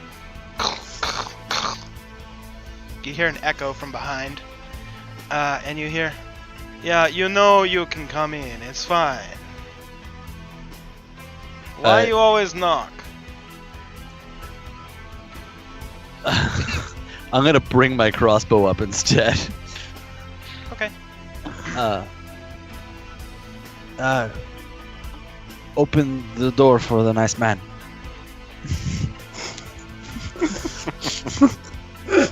I'm gonna open the door. Okay. You open the door. It's not locked. You just opened up. Standing before you, about 30 feet away, you see 3 children. One, which you guys, except for these new character names, I gotta bring up your character sheet so I can just have a reminder. Karn. Karn, you'll recognize one of them as a little girl named Sandra. The rest of you, minus Karn, recognize one of the children as the little boy that went missing, matching the description of Clay. And then you also see another child, which, I mean, presumably is another one of the missing children. And they are sitting down in chairs with chains around their necks, leading all the way back to a man that is standing there holding an iron ring with the chains attached to them. And he's standing there, he's like, "Well, you're not who I expected. Nonetheless, come in. Come." Okay, I'm gonna. Well, who put was my- you expecting? Put my crossbow down. Okay.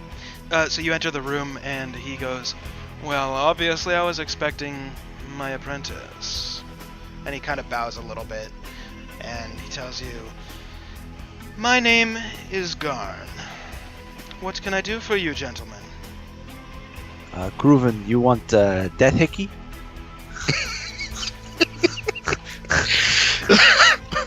Our friend's looking for some extra, action. He already got it on one side. He's looking for the other side. "This I can accommodate. Come, my child."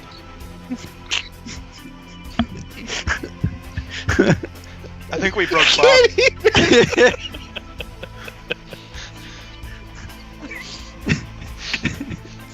Done. Hickey.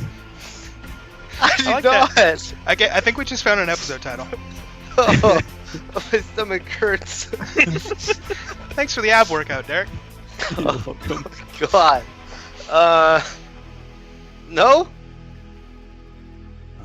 I think. Come I on think, there, child. I'll be just okay. What about a I- taste? I mean, gonna- what powers could you give me? Nothing but the best for my child.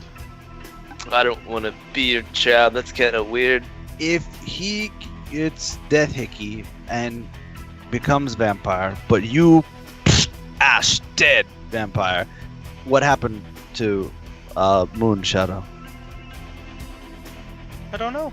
It's He's never best happened. vampire or dead vampire?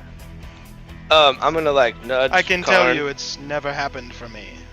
I'm gonna nudge Karn and hit the truth shit on this guy.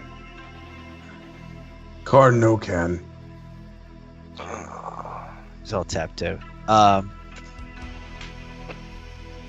Child leash. Placed down. Can I roll history to see if I remember what happens if a vampire dies with an apprentice still alive? Sure. You could also roll insight to see if he's lying or not. But the history roll tells you, due to your kind of backstory with vampires and the studying that you've done into the necromantic arts, you know that if a vampire that bit somebody dies, the vampire that became of the person that was bit does not die. Okay. I'm gonna have an epiphany and tell that to Kruven. Okay. I probably said that in a weird way, which is why Drew's laughing, but whatever. Moving on. Yeah, so he looks back over towards Bali and he goes, "No, I don't think I'll be doing that." I'm gonna look at the guys. Quick, throw Kruven towards him. I'm gonna look over at Ginkgo and Ubrok. I mean, are we going a good old-fashioned dick splint on this guy? Dick. I mean, Dick Splint, yeah, Dick Splint. Okay. I wanna. He looks over at Ubruk, now seeing Ubruk stepping forward into the light for the first time, and he looks over and goes, cute. A child of chaos. Come closer, my dear. Nah, I'm gonna stay back here. You can do all your oogity boogity stuff over there. Or I could come to you. And like that, he appears right next to you, and he's standing there, and he wraps his arm around you and goes, "This could be so much better, just the two of us. Ooh. Tell your friends to leave." I can't. You want us go? Make a charisma saving throw. I mean, we can head out if you want to have some sexy time. Oh wow, yeah. You feel like you need privacy with this guy.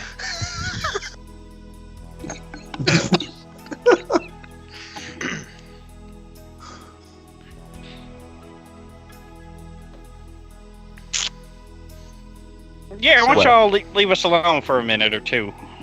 We got some stuff to discuss. You sure about that? Yeah, why don't y'all go on ahead? I want this guy to drop the baby leash. Guard, take children home.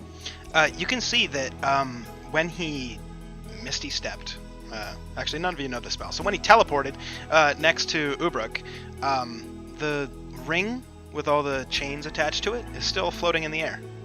Maybe he wasn't holding it, just your perspective was kind of weird. Who knows? I'm gonna walk over to where the loop is. You can This try. is it. I'm gonna- Make a will. Sorry, not a willpower. That's a 3.5 thing. Make a wisdom save. Okay. You walk up to about 5 feet in front of the children, and the gentleman turns around and goes, "Now you will stop." And you find all your muscles in your body stop, and you can't move. Like paralyzed? Or Not just paralyzed, but stopping you what I'm felt- doing. Stopping what you're doing. You know what you were going to do, but you can't find yourself moving forward anymore. Not paralyzed. Like, you can turn around, you can move, anything, but the action you were going to take, for whatever reason, you can't take it. Okay.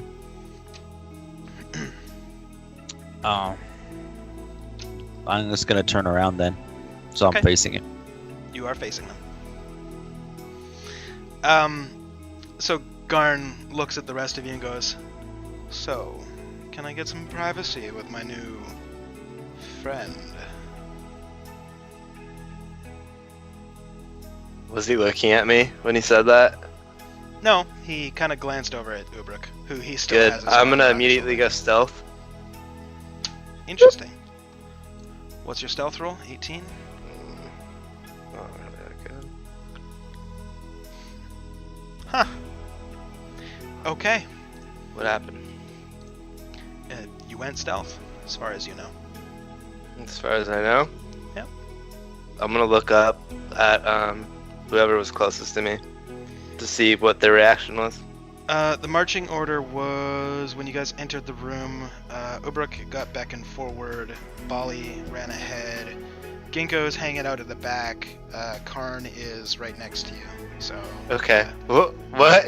I'm gonna look right at Karn. Does Karn see me? Karn, what's your passive perception? 14. Dude, what the fuck? Kruven just disappeared. Okay. It's fucking magic. It's a well-lit room, and he's gone. He was right there, gone. Alright. Helpful. Thanks, bud. How's this guy dressed? A very, very fine red and black robe. Black on the outside, red velvet on the inside. Looks fucking snazzy. I'm He gonna might be roll- missing one thing that might just really put his wardrobe together, if you know what I'm talking about. Sorry, inside joke. Jonesy would have got the joke. Bali wouldn't. Sorry. I'd like to roll history. Is this Ghost Go Kill? Roll history. It might be. Cross universe. It's not. I just had Yeah. fun with that. Does that mean it's possible Eggman is alive somewhere? Everything's possible. He was alive. He was alive. Yeah. We're being very nice to this guy so far. Is there a way I can get behind him? You are behind him. Oh, awesome. Well, How, no. how tall No, is he no, compared sorry. to me? You're in front of him about 10 feet. He's about 2 feet away from the wall. Directly behind him is Karn. About 2 feet away. Sorry, so what was your question? Oh, I was gonna see how chill he was gonna be if I was gonna walk up behind him. I wanted to know how tall I am compared to him, because I have a thing. What's your height? 6'8". If I stand up straight. He is only 6'4". Okay, so I'm not that much taller. Nah. No, it only really works if I'm behind him. He's gonna lean down and whisper something into Ubrek's ears. Anybody that wants to try and listen, roll perception.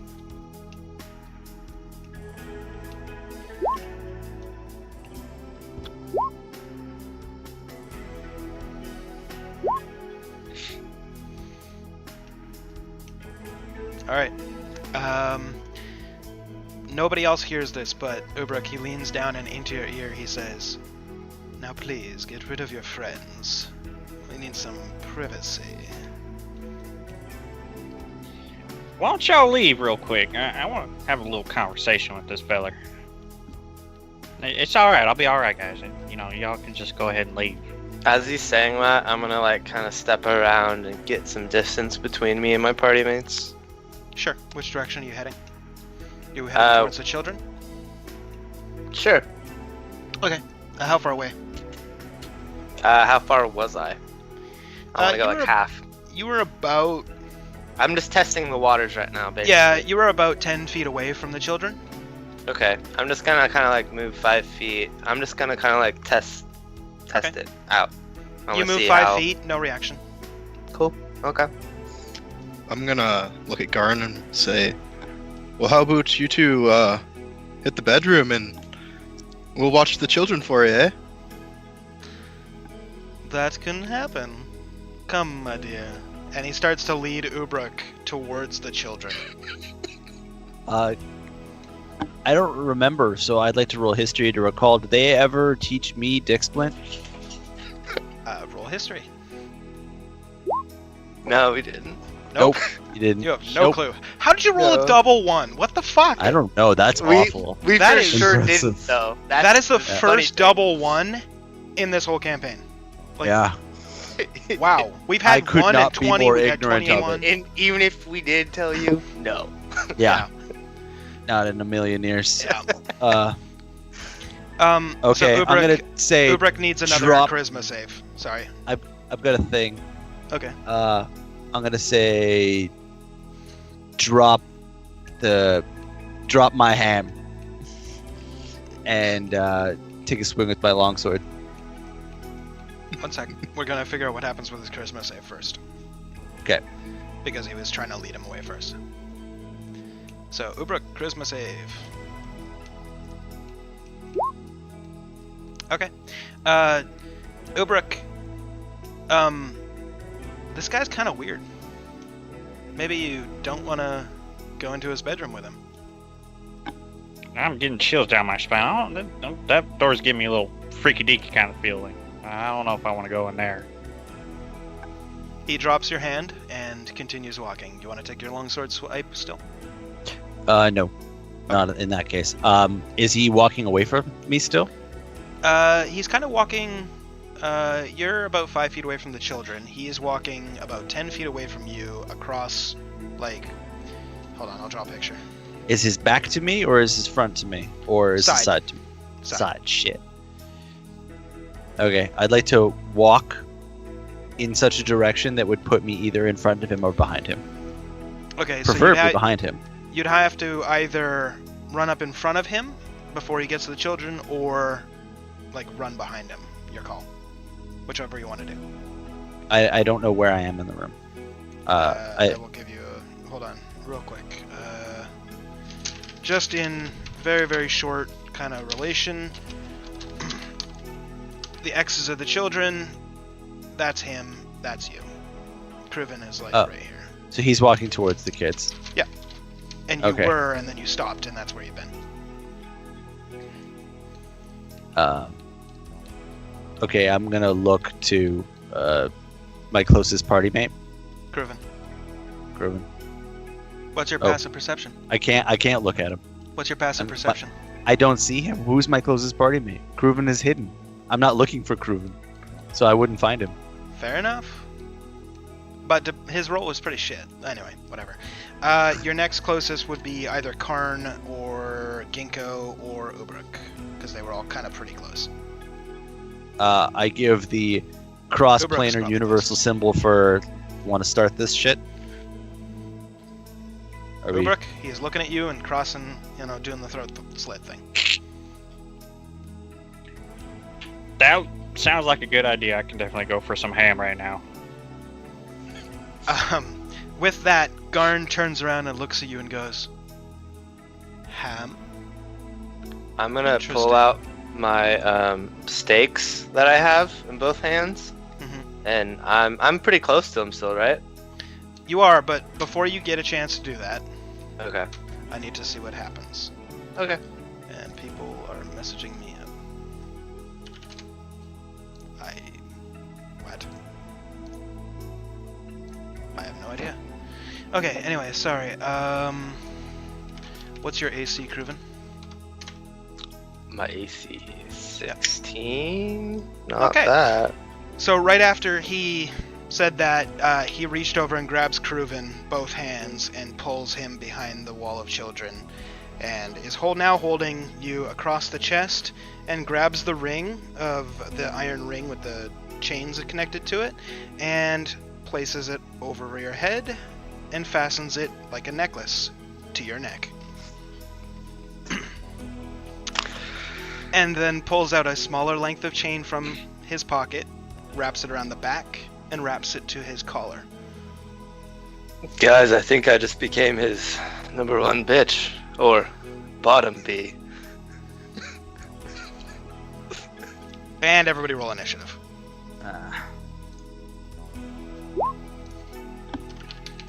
Great initiative. God damn it. Wow, he also rolled a 1. Mine's a +1 if that helps. If I can even do anything, I don't even know. We'll see. Okay.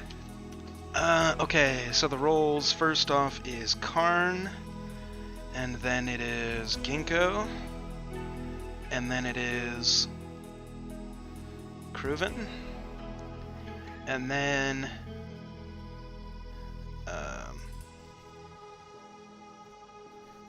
Garn, then Bali, and then lastly Ubruk. Karn, what would you like to do?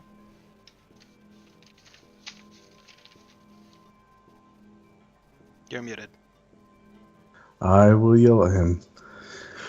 Let the children go.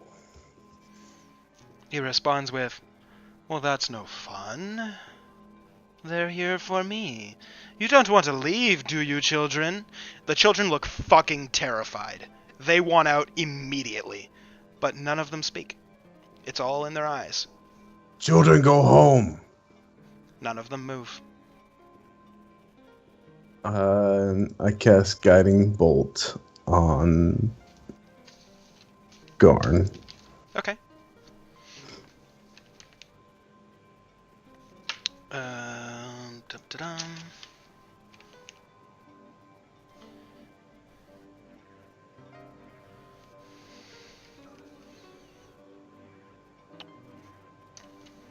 Can you put the spell card thingy up, please? Yeah.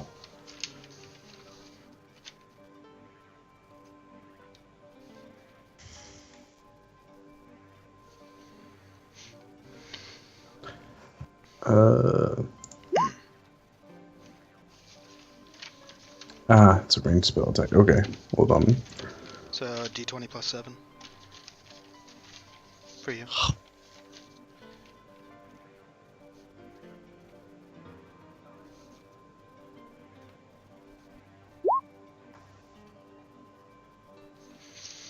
Okay. You're casting that on Garn? Yep. Any save on that, or is it just that's the damage it does? Yeah, that's just the damage it does. Okay. If it hits. Well, his AC is lower than 18, so that does hit. And hold on. Okay. 18.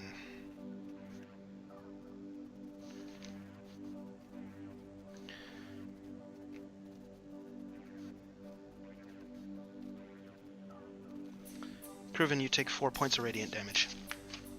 Hot. Okay. You unleash the guiding bolt, hits him, and he goes, ah! Well, that tickled. And you Kind notice of that hurt me when a little too, guys. you notice that when the guiding bolt hit you, or hit him, it kind of shimmered a little bit right before it hit his body, and you notice that when he kind of flinched for a second as he took the damage, all 3 children and Kruven also flinched. And the children now, tears are streaming down their eyes. So all of the chains lead back to him, or do they go to one point and then back to him with one? The 3 How do they- chains lead directly up to Kruven's necklace, which he now has, and then that chain connects to him. Okay. I'm kind of curious. Oh, sorry. You go. You do your thing. Whose turn? It's Karn bonus action or movement. Good. Yep. Ginkgo, your turn. Intern. I'm gonna try to use Dispel Magic on the chains. Okay. Which chain?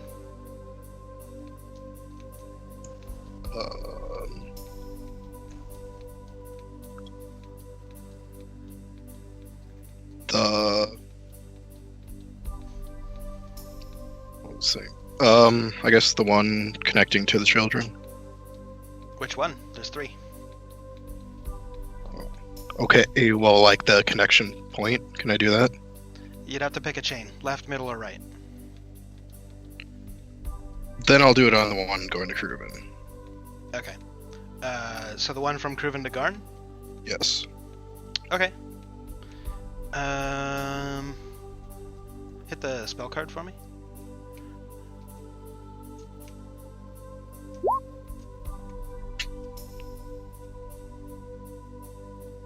$120 feet, okay.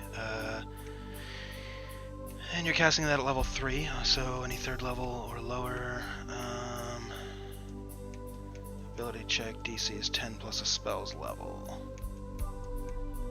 Okay, so you need to... Wait, is this the creature makes the roll, or you make the roll? If it's above the level.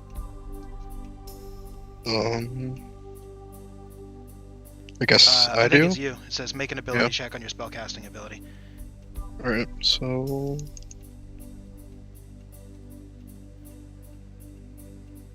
So my spellcast?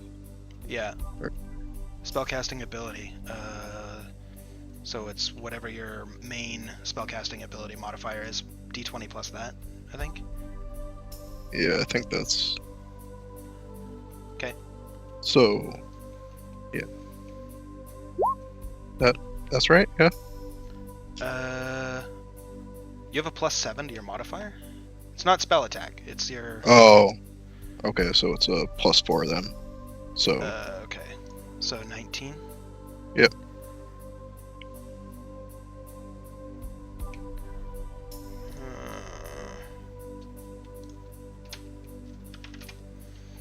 Let's see.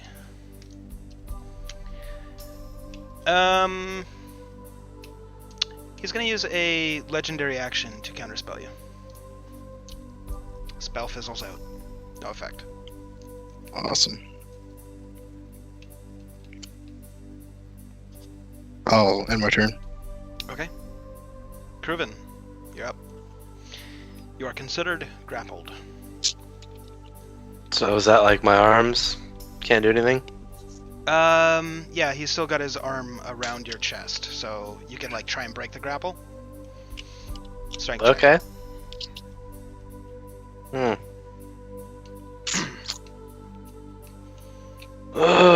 Okay, yeah, let's just do normal strength check then.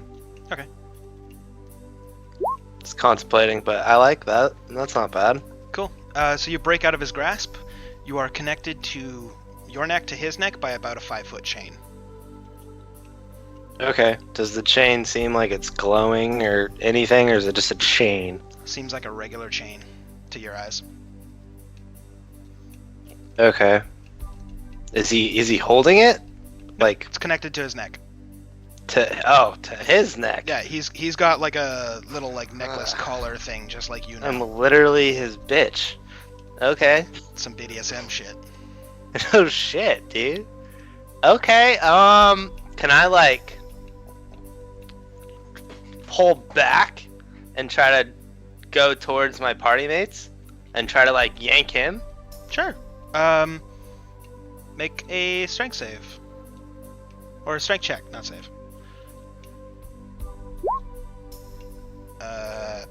Wow, okay, it works.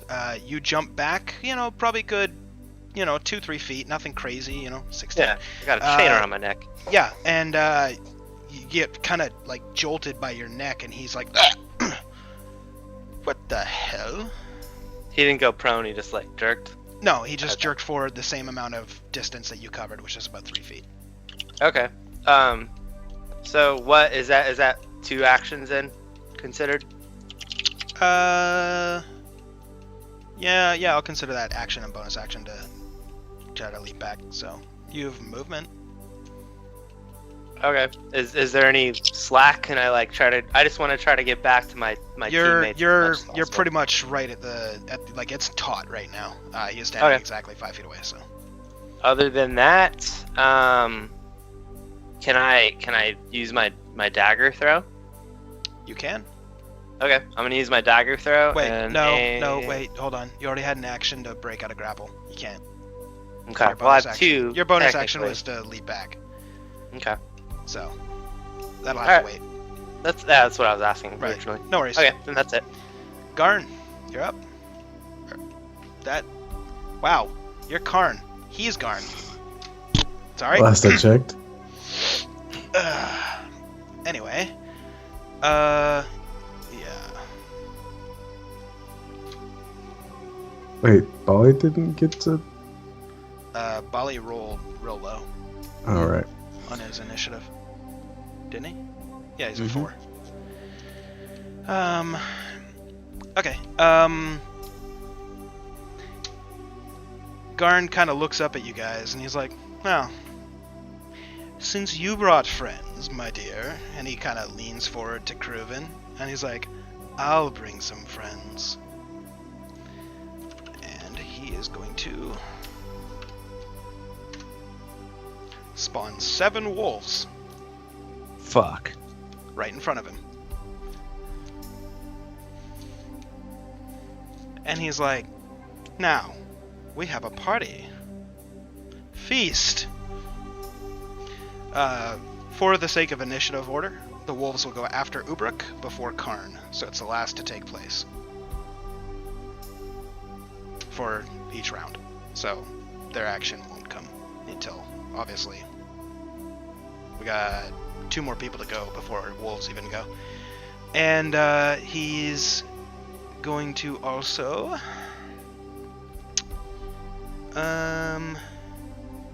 let's find out.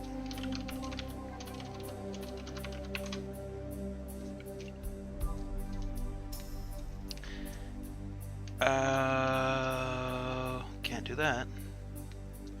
Okay, he's going to move 5 feet closer to Kruven, and he's going to attempt to bite him. That's a plus AC. Does that be you? Yeah, totally. Alright. He deals 9 points of piercing and 12 points of necrotic. I'm gonna do half the necrotic. Okay, so 6 necrotic, and your maximum health points are reduced by 6. Again? It's a different vampire, man. The fuck? The good news Guys. is that can only happen once to you from him. So I'm at 35. It already goes down to 29, Until and you then want I rest. apply it. No, no. Oh, I no, go no, down okay. to 29, and then I apply my stuff, or what? What's your current max hit points? 35. Okay. Or my current max is 40. Okay, so it'd be 34. Unless you're not counting the previous 5. So it'd be 35. 29 is your max after you calculate damage. Okay. So it just okay. That's fine. So you take the damage first, then your maximum health points is calculated. It basically ensuring that, Karn, for example, can't just be like, I'm gonna cast Healing Word, and you're at 40 health. Okay. And Ugh. that's the end of his turn. Bali, you're up. Okay. I'm looking at the 3 chains leading to the children. Yes. There's the kid, Clay, that I know. There's a little Yes. girl, but Yep. there's a third kid, right? Yep.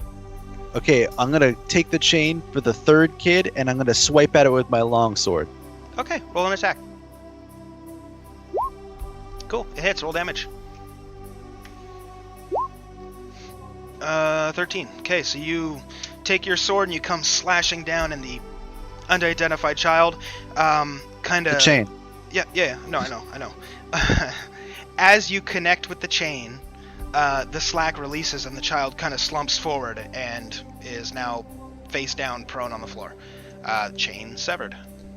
Sweet. Okay, I'm going to gather up the other 2 chains in my hand, and I'm going to put them in my mouth. And I'm going to exhale acid all over them and hold them like I'm barfing. How many barf times can acid. you use your breath attack a day? Thought it was After only a once. short rest, it recharges. Short rest? Yup. Wow, shit's OP. Yeah. Okay, I know. roll breath attack damage. Barf Alright, damage. Well, chains don't have dex. Okay, so you spit up acid on the 2 remaining chains, and you notice that they're a little bit weakened, but they're not broken. Okay. And I'm considering you gathering up the chains as your movement, so you won't be able to do any Yep. movement. Yeah, Okay. I'm standing at the head of the 3 chains, I guess. Yeah. Ubrik, you're up. I am going to use my Blade of Sacrifice on myself. Okay, roll a 1d6. Or is it 1d8? I can't remember. 1d8. Okay, roll 1d8. No, wait. Yeah, you're right. It is. Derp. Yep. You take have it 6 written down. points of slashing damage. Yep. You can now cast any spell you know at any level without expending a spell charge. Which Nice. spell you want to choose? I'm going to use Witch Bolt. At what level? At For the record, it can't be level- 9th level because you don't have spell slots for that level, so it's whatever you currently can cast. It just won't use a spell charge. level 3. You don't have any 4th level slots? I'm only level 5. I don't get that till level 6. Shit, you got fucked. Okay, level 3. Go ahead and hit the spell card for me. I can use it on non-prepped stuff, right? Because Yeah, I know any it. any spell you know. Okay. Range spell attack against that creature. Okay, go ahead and make your range spell attack. D20 plus your attack modifier. Spell attack modifier.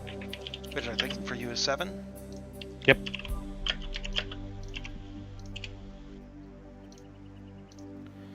Okay, 17. That hits. I also get +1 from the Blade of Sacrifice. So, Yeah, well, it hits on a 17 anyway. yeah. Okay. So roll your damage. And that would be 12. And then I also get to roll a bonus d6 for modifier damage from the blade. Right. Wow. Okay, so 6 points of lightning. And an extra 6 of what type? Necrotic? It doesn't specify. It just says modifier damage. 1d6 plus int. What's your int modifier? 4. Okay, so it's 6 plus 4 to your damage, which was Oh. 6, so 16 is how much he did. Cool, and that's the same damage type, which is lightning. Yeah.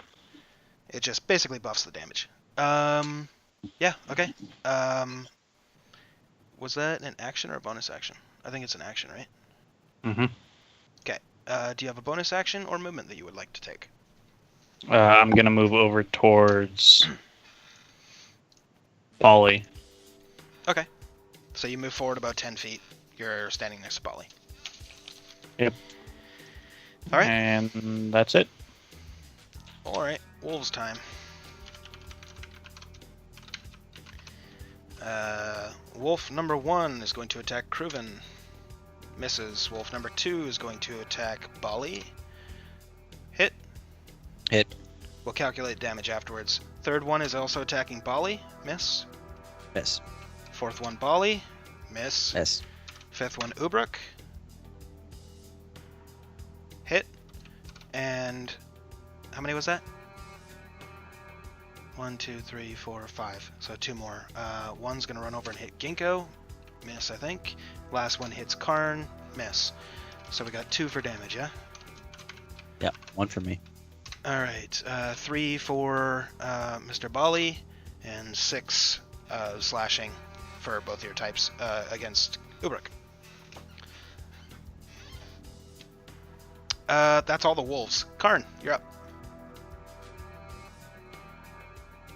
I'm going to move up to the children Okay.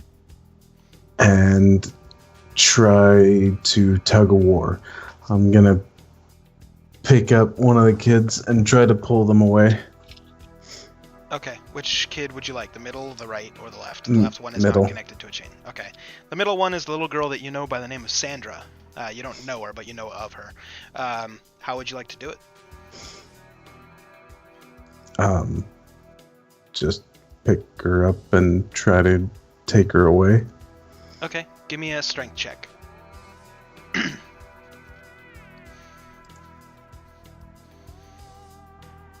Okay. I need 2 things. I need you to roll a d6 and then roll another d6.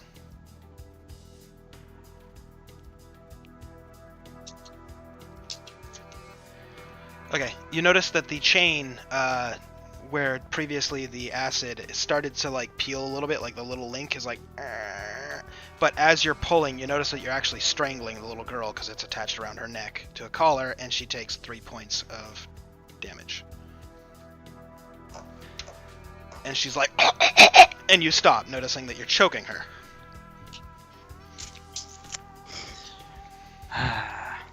You go home. Anything else? She just looks at you, terrified of your green skin and the fact you just choked her, and tears are now streaming down her face, but she's not saying anything. You notice a quiet sobbing coming from the one that's no longer connected to the chain to your left. Ginkgo, your turn. I'm going to use Conjure Animals and summon 4 black bears. The conjure woodland beings or whatever? Or is it It's Conjure Animals. Hit the spell card for me, please.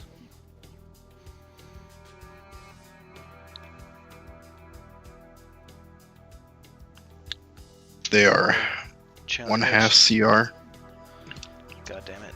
Alright, let me pull up their thing. Black bear, black bear, black bear. Challenge rating 1/2. There they are. Okay. I will tell them to attack the wolves. Okay, hold on. I gotta adjust this so it's not taking up stream space. Okay. How many did you summon? 4. Okay, the bears will go after the wolves in the initiative order. Actually, you know what? Roll a d20. Actually, never mind, I'll do it for them. That's all of their initiatives, and the wolves are 19. So yeah, the bears go after the wolves. Alright. Okay. And then I will turn myself also into a black bear. Okay. And end my turn. Okay. Kruven, your turn. How close? Because he stepped closer, right? Yeah, he tried to bite you, so he's like right up in your grill. Oh, okay, right. Right, he did. Okay. Right, he did. I'm gonna use my bonus action to use a greater health pot. Okay. Go ahead and roll your healing. Okay, let me... 44. Plus 4. That was the mumble of the 4. Ah, okay. You heal 12 points of damage. That was right. Yeah. Okay. Cool. Make sure it doesn't go above your maximum hit points at the moment. Also, It did. make sure you're keeping in mind that temporary maximum minus is temporary. I have it in my temporary. I've been working that all Okay, good. this whole I episode. just don't want you to like be nerfed for the No, entire no, rest no. of the campaign because you mismanaged it or whatever. So. No, I haven't messed that up. I'm all in the temp right now. Okay. Okay, so that was my bonus action, and so I still have those little. I want to have the, let's see, one of the wooden stakes in my offhand, and then my dagger in my main hand, Okay. and then I'm gonna go straight for the heart. Okay. So roll an attack for your dagger and roll just a d20 for an improvised weapon on your stake. Okay, so that's the dagger. That'll be a miss. Bummer. And I rolled 2020. Wow. Miss. Okay. That's it. Okay. I don't have anything. Technically, I shouldn't have given you that because your bonus action would have been drinking the potion, but it's fine. I technically have 2 attacks. Yeah, action and bonus action. Right? Because you're not a fighter. Yeah, I think that's what we said. If you multi-class, you can get up to like 4 attacks or something as a rogue. It's pretty nutty. That's what I wanted to do. He's going to notice that you tried to attack him and kind of chuckle a little bit and goes, cute, my turn. And he is going to try and hit you with an unarmed strike. AC? Yeah, Okay. that hits. And it is 9 points of bludgeoning damage. Is that all he's gonna do? For now. He's also going to burn... sorry, that was his legendary action. Now he's going to take his turn. And he's going to look at Bali. And... Bali must make a DC 17 Wisdom saving throw. Fuck. You Nope. failed? Okay, Yep. Bali. Garn is a trusted friend to be heeded and protected. Although you are not under his control, you will take his requests and actions in the most favorable way you can, and you're a willing target for his vampire bite attack. Fuck. Okay. Each time the vampire or the vampire's companions do anything harmful to the target, that being you, you can repeat the saving throw, ending the effect on itself in a success. Otherwise, the effect lasts 24 hours until the vampire is destroyed, is on a different plane of existence, or takes a bonus action to end the effect. And that's the end of his turn. Before he ends his turn, he's going to say, "My friend, come here. I would like to feast." I spit all the chains out, Okay. and I'm gonna start walking over to him. It is your turn. What would you like to do? He said he wants to feast. Yes. I'm gonna baby bird him my salmon. just right on his right about here. You spit out that salmon from earlier, Right. and he goes, "No, my friend. Please present your neck. I require sustenance." Yeah, all right. Okay. You stick out your neck. Mhm. Ubrik, it's your turn.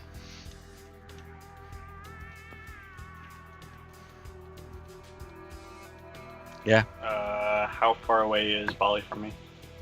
Bali is right up next to Garn and Kruven. They're about 15 feet away from you. It's not a very large room. But your line of sight is blocked from Garn by both Kruven and Bali now. Okay. You could sidestep to the right or whatever if you wanted to hit him with a ranged spell attack or something. But your Witch Bolt, because its concentration, still is in effect, so if you'd like to trigger the damage again, you can. As long as you're not casting another concentration spell. It's an evocation, not a concentration. Oh, during. Okay, never mind. Doesn't it do damage every turn?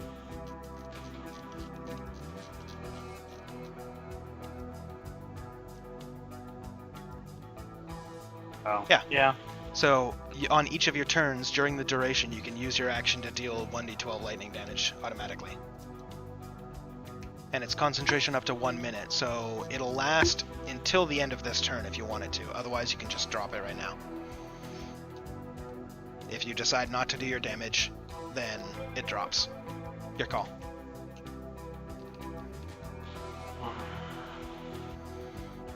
This will determine whether if I use it or not. The spell that was used on Bali, is that a curse? Or would I know if it's a curse or not? No, you would know it as a charm.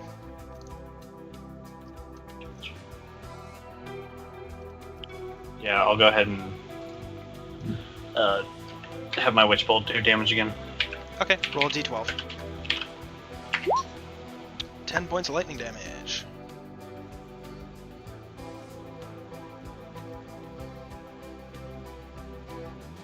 Okay. And that's my turn. Okay.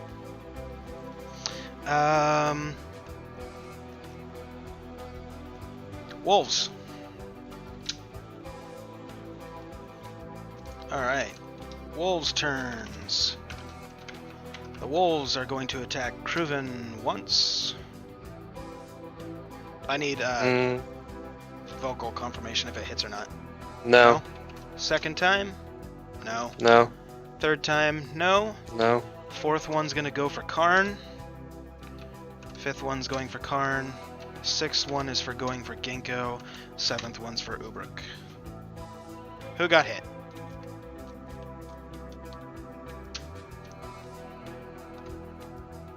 I have Dungeon Master or the Monster Manual covering Skype. I need a vocal. Yes. Okay. No. Okay, 5 points of slashing damage to Ubrik. It's Bear's turns. What was your command again, Ginkgo? Attack the wolves. Attack the wolves. Alright. +3, okay. Bear 1 is attacking Wolf 1. That hits. Bear 2 is attacking Wolf 2. That hits. Bear 3 is attacking Wolf 3. That hits. And Bear 4 is attacking Wolf 4. That misses. Okay, damage on Wolf 1. Wolf 2, Wolf 3. Wolf 1 and Wolf 2 are dead. That is the bear's turns. Karn, your turn. There's now 5 wolves remaining.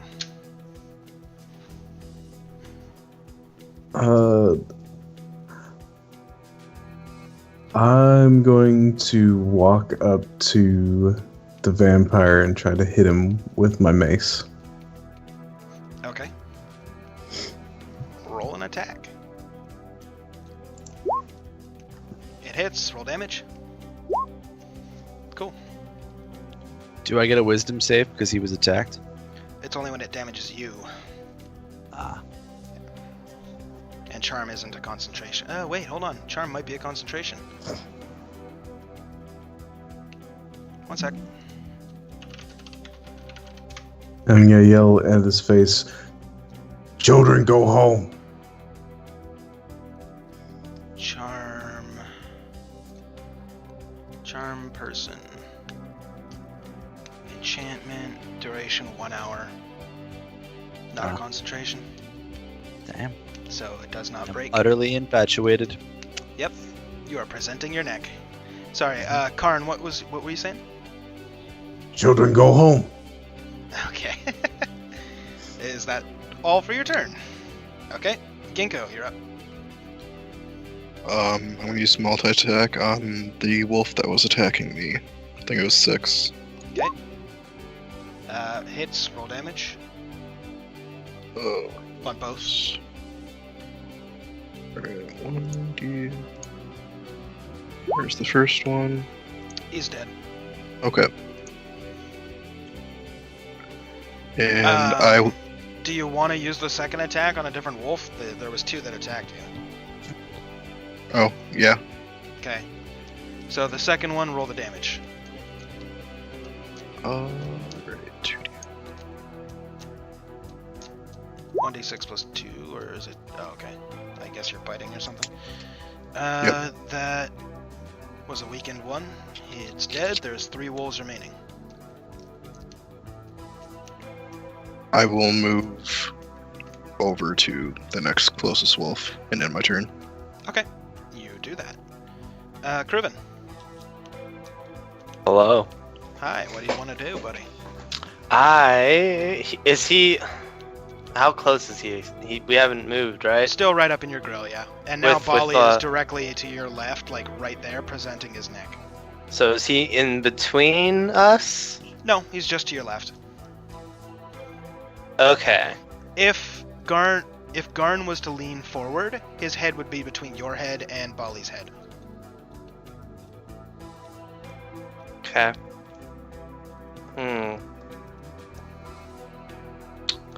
Okay, I'm gonna try once again to jerk back. Okay. Directly back though, so that like if Bali's right here and he's in front of me, I wanna like pull him this way, if that makes sense. Okay, roll a strength check. Okay. Let's check that one. Ugh. You jump back, but it seems like after last time he's predicting it, he kind of stands up and you're like, "Ah!" Ugh. That is your action. Bonus action or Okay. movement. Fuck. Did not work how I wanted it to. Okay. Then I'm gonna just short bow him. It's a ranged attack and melee. You'd be rolling it at disadvantage. I'm like 10 feet away, right? Is that still melee? You're attached by a 5-foot chain. Oh, 5 foot. Yeah. Gotcha. Okay. Then I'm just gonna try to jab him with my dagger. Okay, Bone Dagger? Yeah. Okay, go ahead. It hits. Roll damage. Okay. And that'll end your turn. It is now Garn's turn. And he leans down and he says to Bali, "Sorry, I didn't catch your name. It's so rude." Bali. Bali. I appreciate it, thank you. And he is going to bite you in the neck. I'm gonna assume that hits.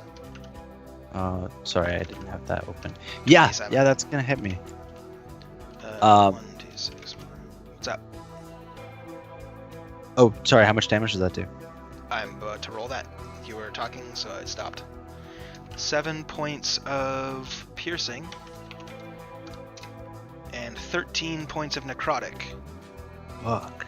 Your maximum hit points is reduced by 13. Nice. Okay. And I take 20 points of damage. Cool. Yep. Wisdom saving throw then. Yes, sir. You do get one of them. You break free. You feel pain in your neck, and you're like, "What the fuck? He just bit me." Did not like that. Did not like. So that was his action. He's now going to use a legendary action to make an unarmed strike against Kruven. That not only hits, but crits. 1d8 plus 4, and you double the dice for a crit, so 16 plus 4 is 20. You take 20 points of bludgeoning damage. Ugh! I am bloodied, my friends. You mean knocked out? No? Bloodied.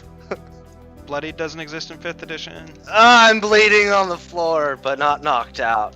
Okay.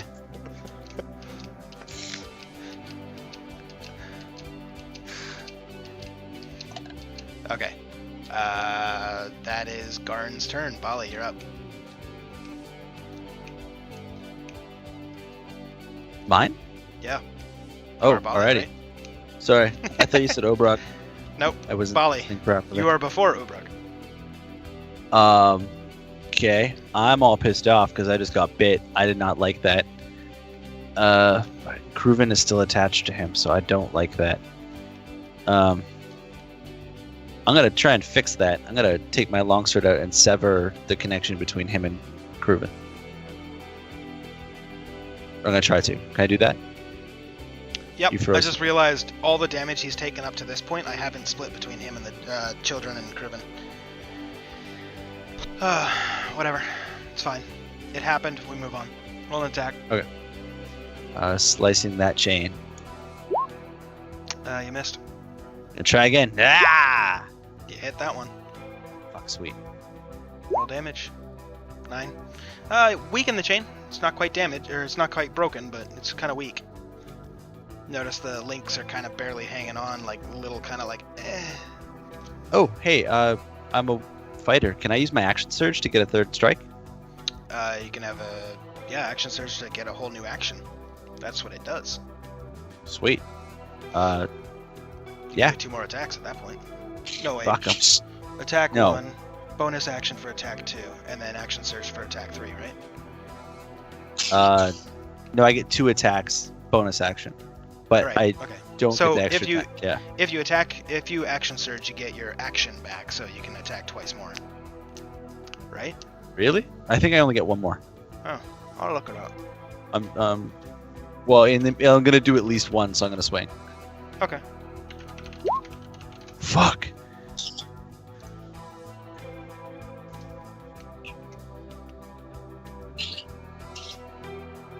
Yeah, you just get 1 additional action. That missed. Damn. Sorry, crew. Okay. I'm gonna just keep standing here in front of him then. Okay.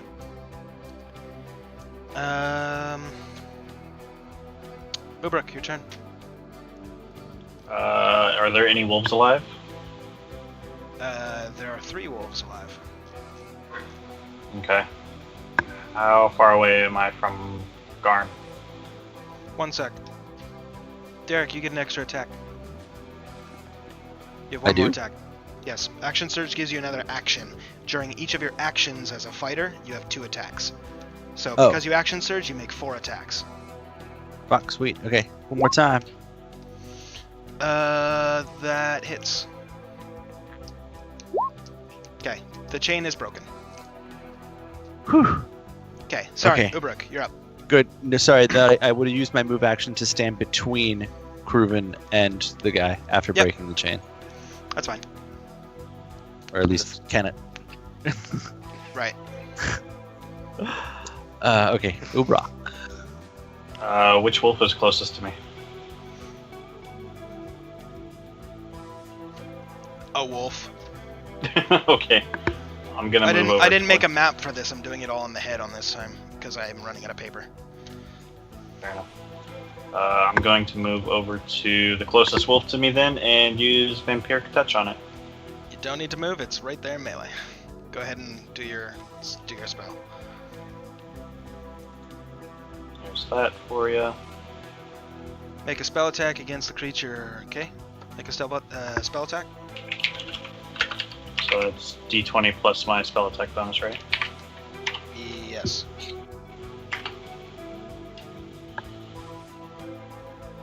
Well, does that hit? 12 does not hit. Oh wait, hold on. You're attacking a wolf. Please hold. I, for some reason, closed that character sheet. This fucking...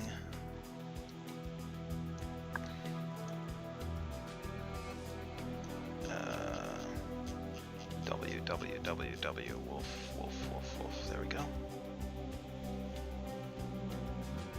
Fucking kidding me?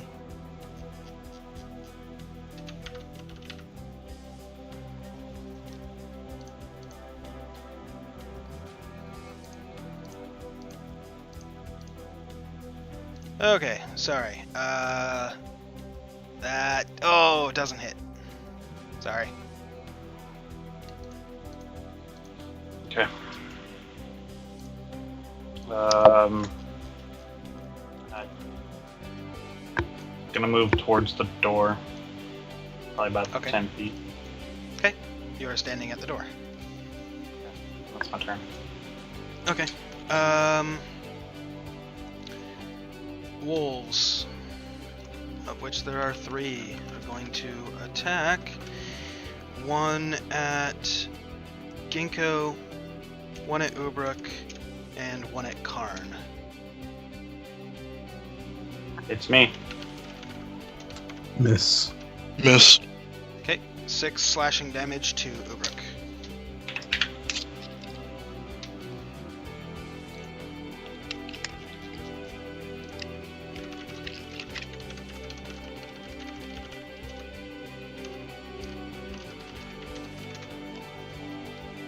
I moved out of melee range though, actually. It walked up to you. It's their turn. Okay. Fair enough. That's it for the wolves. Bears' turns. What do you want them to do?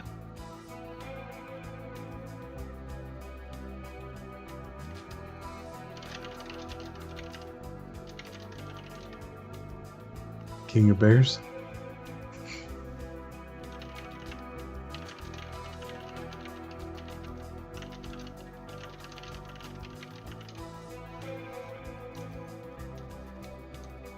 That's what I Ginkgo. figured.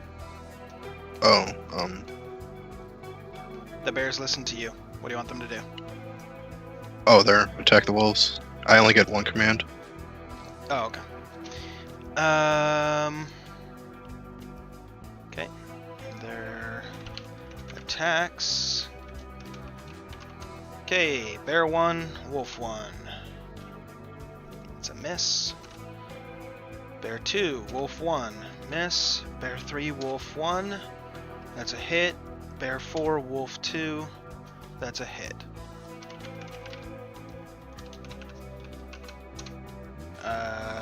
Okay, wolf 1 is dead. Wolf 2 is dead. There is 1 wolf remaining. The bear's turn is over. It's Karn's turn.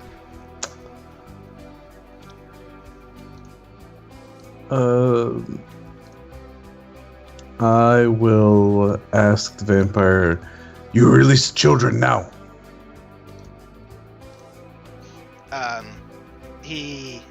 Is he under the thing that he has to tell the truth? No. Okay. He looks up at you and he's like, but my dear, you already did that. I'm gonna smash him in the face with my mace. Okay. Good answer. That crits. Roll damage. That's a 12. So 6. Okay. Ginkgo. Unless Karn wants to make a bonus action or movement? Okay. Ginkgo, you're up. I'm gonna go multi-attack the last wolf. Hit and hit, roll damage. I should just make this. Okay, last wolf dies, and as the wolf dies and falls over, all the wolves disappear. And then the bears all look back and forth, kind of look back at the big-ass fucking bear that summoned them, and they're like, disappear. No, they don't disappear. They only do one action. You told them to kill the wolves. Their action is done. No? It's well, they'll just defend themselves from now on. They Okay. don't disappear unless they die. Alright, fine.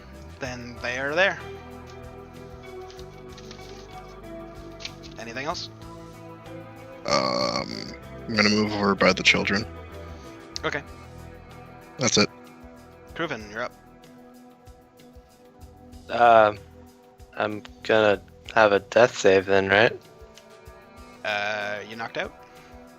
Or whatever? Then, yeah. From that, then yeah. Yeah. Okay. One success. 'Kay. Garn's turn. He is going to take a legendary action to make an unarmed strike at Bali. What's your AC? Yeah, he hits me. Alright. You take 12 points of bludgeoning damage. Shit. He's then going to take his action to cast Charm on Ubruk. Ubruk, make a DC 17 Wisdom saving throw.